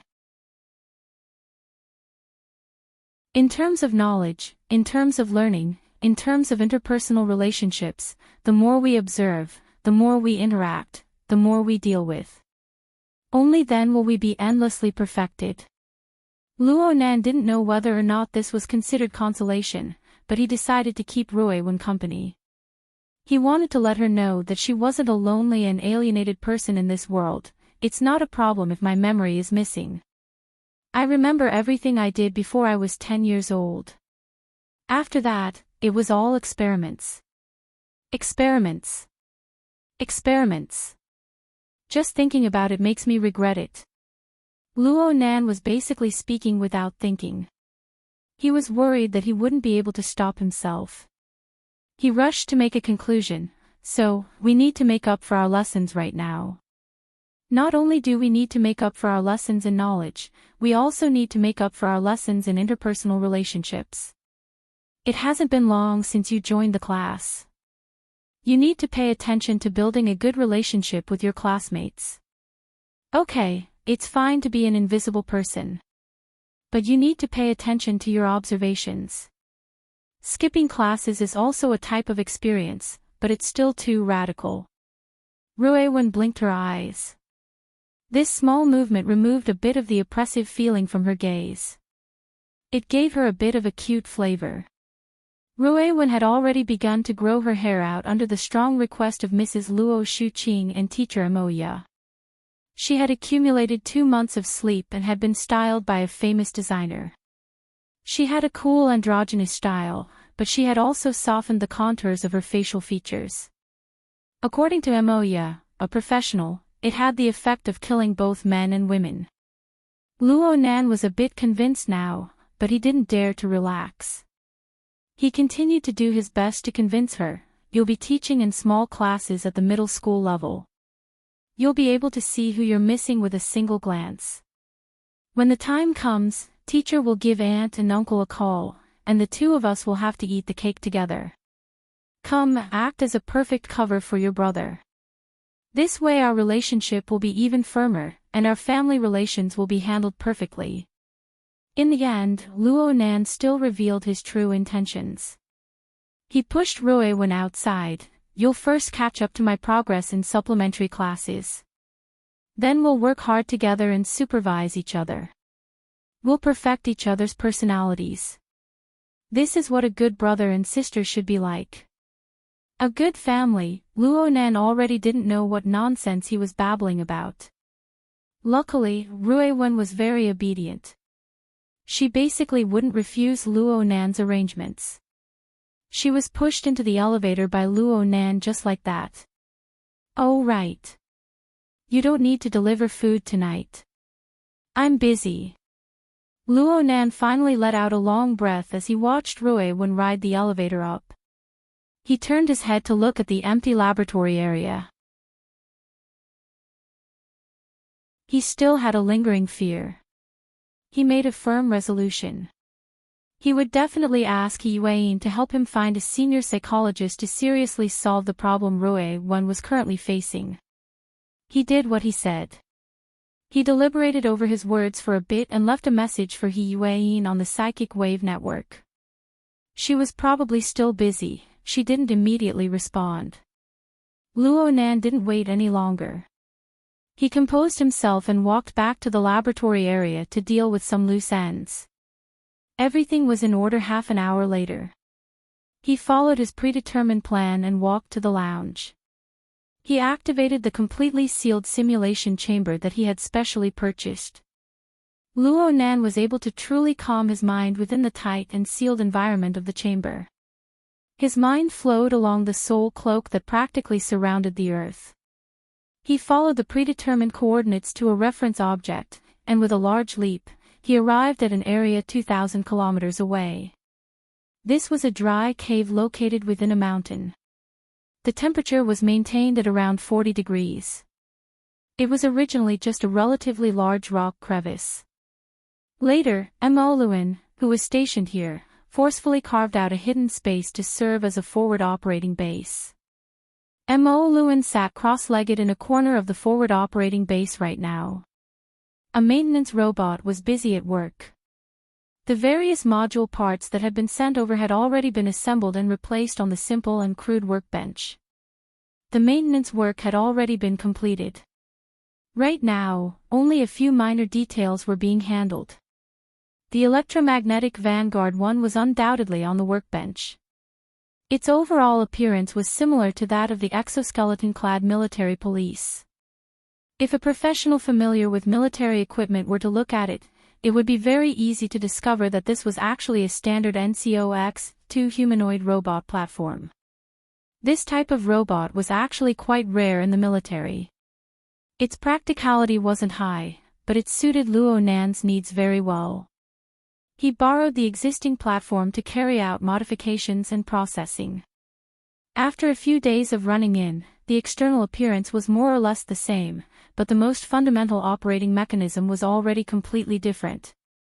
Luo Nan adjusted himself to the most comfortable position in the simulation chamber. Let's begin now. Let's strive for 2.5 days to build the foundation. Luo Nan's consciousness was transferred to the divine binding hoop through the virtual brain system. He issued a clear command. Core mode implantation. At the same time as Luo Nan issued the command, the wraith signs shuttling through the clouds froze in another part of space and time. It was as if the wraith sign had become a world of its own. The flowing bloody light and lava above the towering structure of the Blood Soul Temple flowed even faster. There was only a single seed imprint within the 4th floor of the temple hall.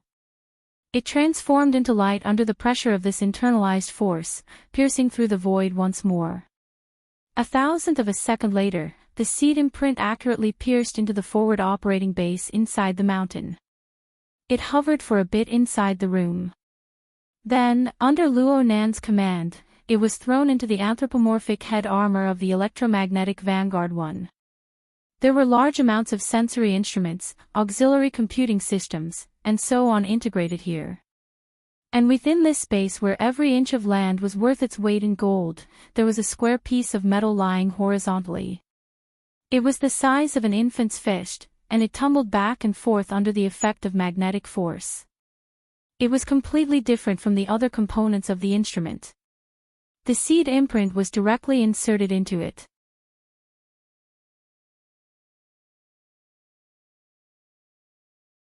Chapter 595.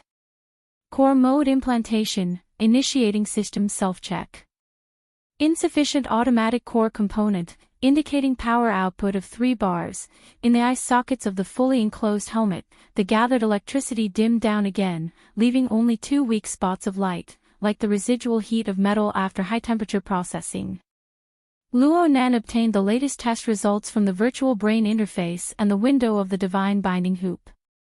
To be honest, it wasn't very ideal. 3 boxes. As expected, I lost some of what I collected yesterday. Luo Nan was unable to understand the power units of the virtual brain system and the soul binding hoop. He found it troublesome to translate, so he simply displayed it in graphical mode. The graphical interface showed that 10 grids were full, and the current indicating power had reached 3 grids. There was still a gap of nearly half to the basic line of 5 grids to activate the battle machinery. Luo Nan wasn't surprised by this result. Didn't he come all this way for the sake of solving the problem? He continued to issue commands, and the virtual brain system smoothly connected to the spirit binding hoop and gave feedback. Manual activation of remote control mode. Initiating mental link. Synchronization rate 73%, 82%, 97%. Synchronization complete. Current delay, 0.2 milliseconds. In this moment, Luo Nan's thick soul strength joined with the seed imprint that had just been transplanted into the electromagnetic vanguard's head armor. A circle of electricity circulated and diffused, transforming into a brand new interference mode. The metal block that carried the seed imprint also became very stable. It no longer rolled randomly and formed a certain rotation pattern. In the hollow eye sockets of electromagnetic Vanguard 1, electric sparks flickered once more. Very soon, its control system was fully activated. The energy, transmission, perception, and other modules were connected one by one, allowing this combat machine to continuously turn its head, swing its arms, and bend and extend its arms. Then, like a normal person, it lightly jumped off the workbench.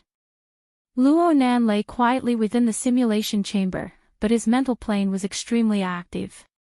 It was he who possessed the electromagnetic Vanguard number 1 and performed all of the above actions. This was an expedient measure before the seed imprint took root and sprouted, but it was still an interesting experience. It was similar to the real-life version of Frost River reality. It was also an advanced version of remote mechanical control. Of course, there were even more wondrous places inside. Although the power of the seed imprint was low, it was not idle. It was still using a special method to observe all of this with clairvoyance. It was trying to coordinate and respond through Luo Nan. Luo Nan was controlling number 1, but he was also cooperating with number 1. They were together in the forward operating base. At this time, other than paying attention to the core components, Luo Nan was also inspecting the other components and the overall situation of the system. He was making fine adjustments according to specific problems. The maintenance robot that was specially sent over became the busiest one, following number 1. Luo Nan didn't do these things himself. After all, his reserves of knowledge in this area weren't enough. In the underground laboratory of Gear, the one responsible for the overall allocation of resources and basic operations was the military-grade AI, flag bearer, and in this forward operating base, the one carrying out the corresponding missions was the external neuron. This miraculous creation, whose origins were still unclear to this day, displayed an extraordinary level of intelligence. Its overwhelming control over Earth's technology was perfectly reflected here. After about 40 minutes of testing, the effectiveness of the electromagnetic Vanguard system and the operation of the modules were basically in the normal range, and they had successfully passed the various traps created by the novice designer. As for the deeper problems, they could only be tested in practice. Right now it was already 3 in the afternoon. Luo Nan decided to leave the cave, set out. Number 1 headed outside. Concealment had already been taken into consideration when constructing the forward operating base. There were also some geological problems, so the passageway leading outside was rather winding. Many places were barely passable. This could also be considered a test of the electromagnetic vanguard's control. At first, this remote-controlled combat machine had some friction with the volcanic rocks on all sides. Occasionally, sparks would burst out. But soon, the sound of friction and scraping disappeared without a trace. This wasn't just because Luo Nan was used to controlling combat machines. This included the core seed imprint's grasp of the external environment. It quickly became sharp and reasonable. 2 minutes later, the electromagnetic vanguard number 1 passed through a stream of semi-solidified lava. Sunlight could already be seen shining down ahead. This place was a time zone away from Xia City. It was roughly around 2 in the afternoon. Even though the weather wasn't good, there was still dusky sunlight shining down. There was the exit. Number 1 slid down again. The dust from the magnetic levitation's recoil was still swirling. The foul air within the narrow and cramped passageway began to stir restlessly. An unforeseen event had occurred. A four-legged, short-tailed, scaled monster leaped out from the stream of semi-solidified lava that number 1 had just passed through. It displayed outstanding explosive power. The faint sound of tumbling lava could be heard. Its sharp blade-like tongue had already pierced through the connection between number 1's armor and helmet. But at this moment, crackling electric flames leaped up from number 1's all-metal body. The air hummed and vibrated, so much so that the surrounding bumpy rock strata trembled and cracked. A short hissing sound came from the scaled monster's throat. This fellow didn't even have time to spit out corrosive venom from its tongue before number 1's magnetic field suddenly expanded outwards. It lost its target and direction in a muddle-headed manner, flinging itself over number 1's shoulder. Number 1's limbs didn't move. The direction of the electric field's intensity instantly changed. It formed a powerful blade-like arc of electricity that directly bombarded the scaled monster's body. Under the high pressure, the scaled monster was instantly turned into charcoal. Number 1's gliding speed didn't even change after this counterattack. It continued to move toward the area illuminated by the dusky sunlight. As it passed by the scaled monster's corpse, the severely deformed charred corpse burst into flames with a bang. The flames were slightly red and a bit dark. The color of the light was like a layer of tainted blood. But the flames were truly vicious. The scaled monster, which was the length of an adult's arm, was burned to ashes in a short half a second. Only the flames that exploded at the last moment seemed to be affected by the electromagnetic field. The flames chased after number 1's figure, circling around it like a spirit snake. Only then did they extinguish. When the flames were extinguished, the orderly rotating metal cube in number 1's head cavity glowed a bit red. Then it returned to its original state. Luo Nan shot a glance at the window of the god-binding hoop. He saw that the 4-grid power meter had no reaction at all. He couldn't help but shake his head. The conversion rate was simply inhumanly low. Not to mention the problem of energy dissipation and loss before a qualitative change was formed. Luo Nan's resolve to complete his plan grew firmer. Number 1 faced the direction of the sunlight at this time. It charged upward, arriving above the mountain where the forward operating base was located. Luo Nan's vision and the senses of the combat machinery's instruments were effectively combined. They were separated into layers, spreading out layer by layer.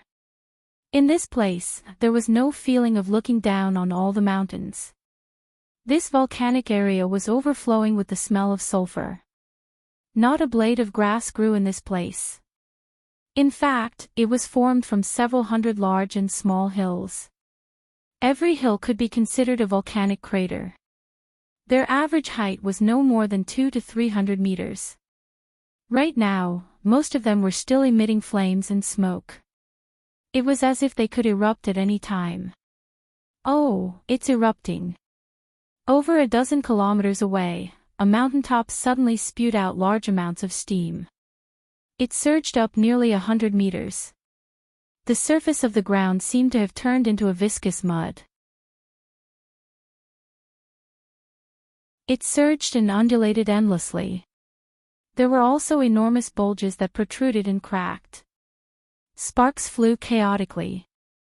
The cycle repeated itself, and the inner layer faintly emitted the dark red glow of lava. This was a scene that could never be seen in Xiao City.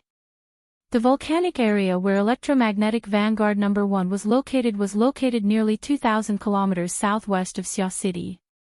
It was already close to the western side of the Indochina Peninsula. It was an area where the Eurasian Plate and the Indian Ocean Plate collided.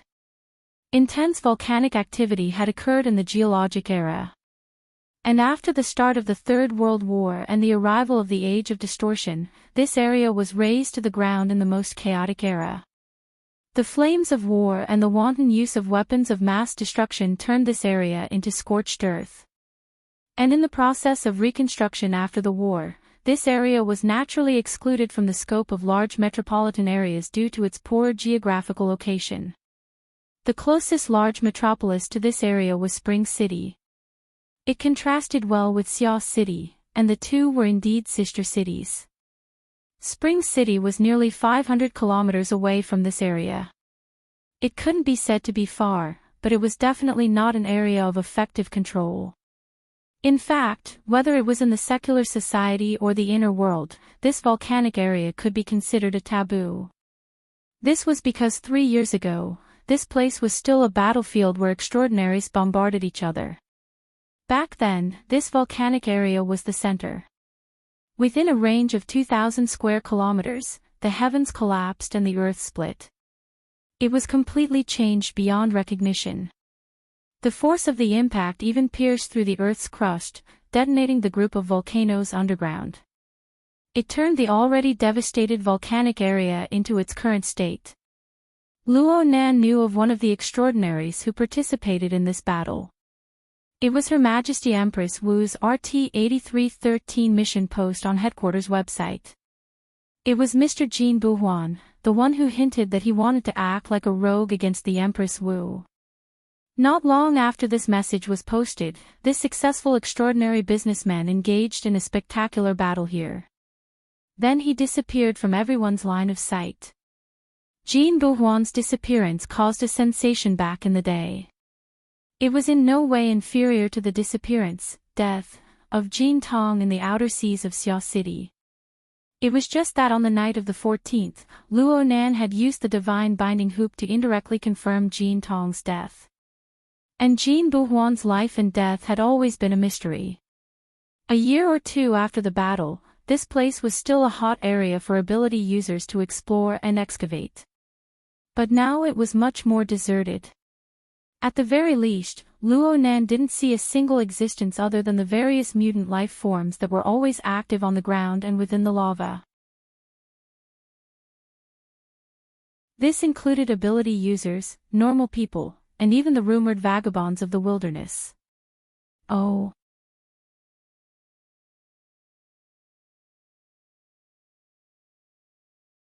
Chapter 596. The ring-shaped drone somersaulted back and forth within the steam cloud. No matter how miserable it was, it persisted and remained the same. It displayed its extreme stubbornness. After going back and forth a few times, Luo Nan had a general understanding. This should be some kind of field sampling work. From the direction of the electromagnetic waves, the operator was several hundred kilometers away. Perhaps they were still in Spring City. This was a relatively safe method of scientific research. Luo Nan didn't really care. Of course, he didn't want others to pay attention to his actions and cause unnecessary interference. So he controlled the combat robot to go down from the side of the hill, avoiding any possible surveillance cameras or radar.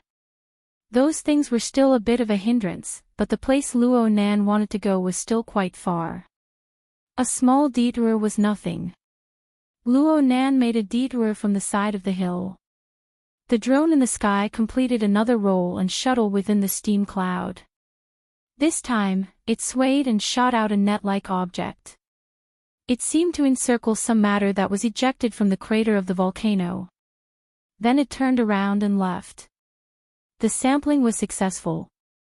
Luo Nan's mental senses focused a bit. He saw that there were 2 or 3 1-centimeter-long fiery red ants encircled within the specially made fine net. These fellows could be considered large among their species. They were struggling fiercely, but they didn't have many methods to deal with the specially made bug net. The ring-shaped drone accelerated in a straight line, quickly distancing itself from the steam cloud. Clearly, its target here was undoubtedly these ants. The source of interference was gone. 2,000 kilometers away, Luo Nan frowned from within the simulation pod. What a coincidence. The other party was also interested in the Vulcan ants. Oh, this wasn't strange at all. After all, the Vulcan ants were the star mutant species of this volcanic area. They represented a typical mutant species ecology. They had been very popular in recent years. Many research dogs were counting on them to publish papers and graduate. Just take a sample and go back for analysis. It's best if we don't meet again.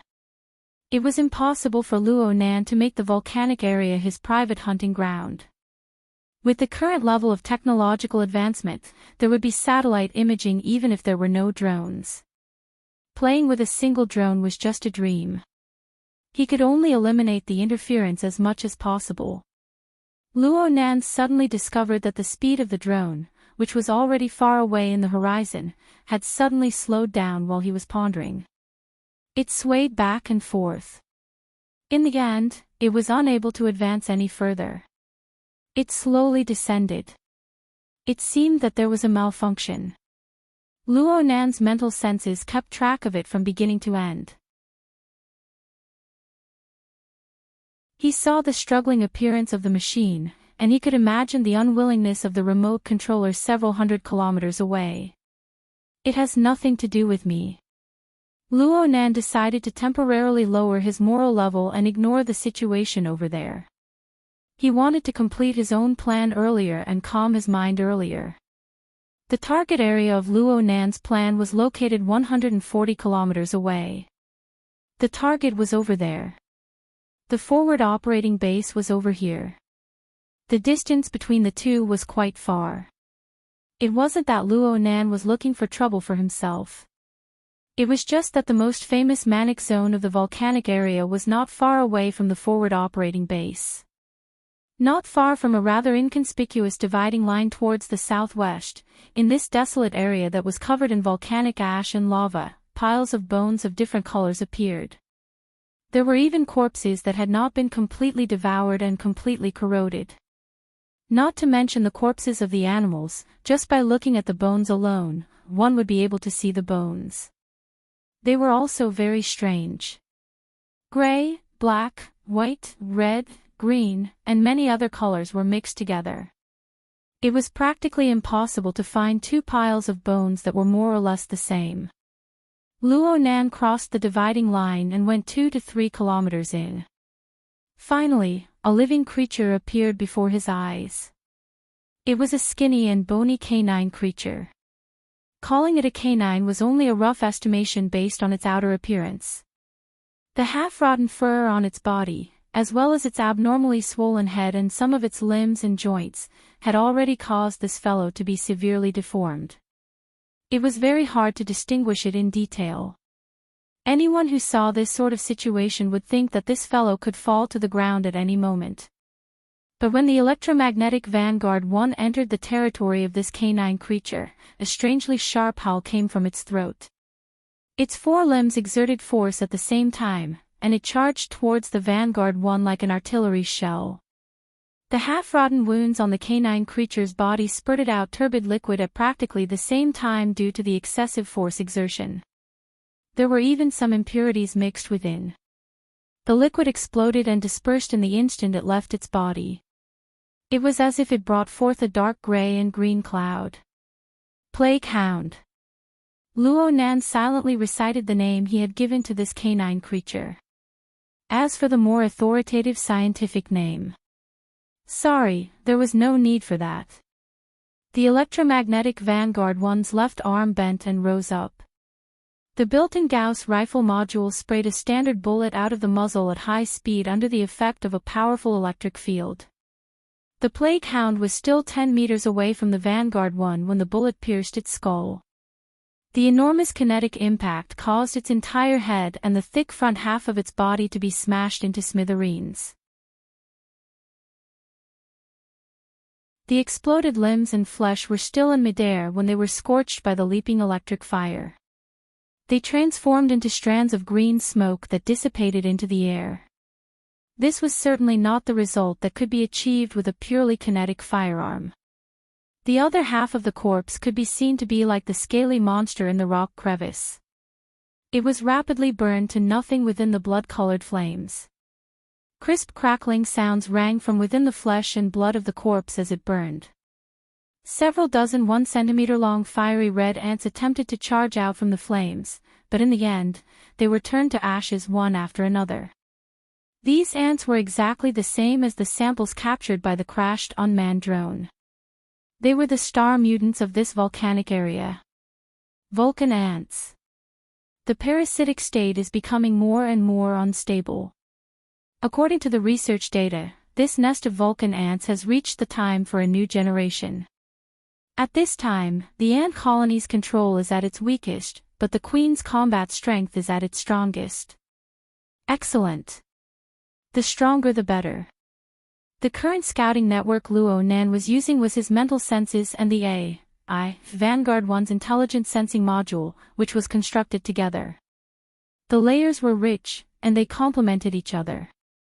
He soon confirmed that the manic mutants under the parasitic control of the Vulcan ants had received abnormal stimulation from this direction. They had temporarily stopped hunting and killing each other. With a shake of their bodies, they had transformed into loyal and devoted guardians. They swarmed in his direction.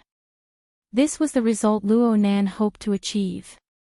Therefore, the electromagnetic Vanguard 1 did not dodge or evade under his control. It continued to advance toward the target area 100 kilometers away according to the previously set route. However, it had only taken a few steps when the Gauss rifle module, which had just achieved success, lifted up once more. The bullet hummed and rumbled as it fired. It struck a perfectly straight diagonal line within the dusky smoke and dust. It accurately struck a large eagle with its wings spread and circling 2 kilometers away. It was nearly 700 meters in the air. The outcome was more or less the same as that of the plague dog. The large eagle was instantly blasted into smithereens. However, what shot out wasn't flesh and blood, but precise mechanical parts. The lightning in Vanguard 1's eye sockets extinguished twice, and Luo Nan retracted his words. You're tuning into the LoveLore Library YouTube channel. We're so grateful for your support, and don't forget to subscribe to join us on this incredible journey through captivating stories. Your generosity through donations truly makes a world of difference, as it's the primary source of revenue that allows me to expand and enhance this channel for you. Thank you from the bottom of my heart for being a part of this adventure.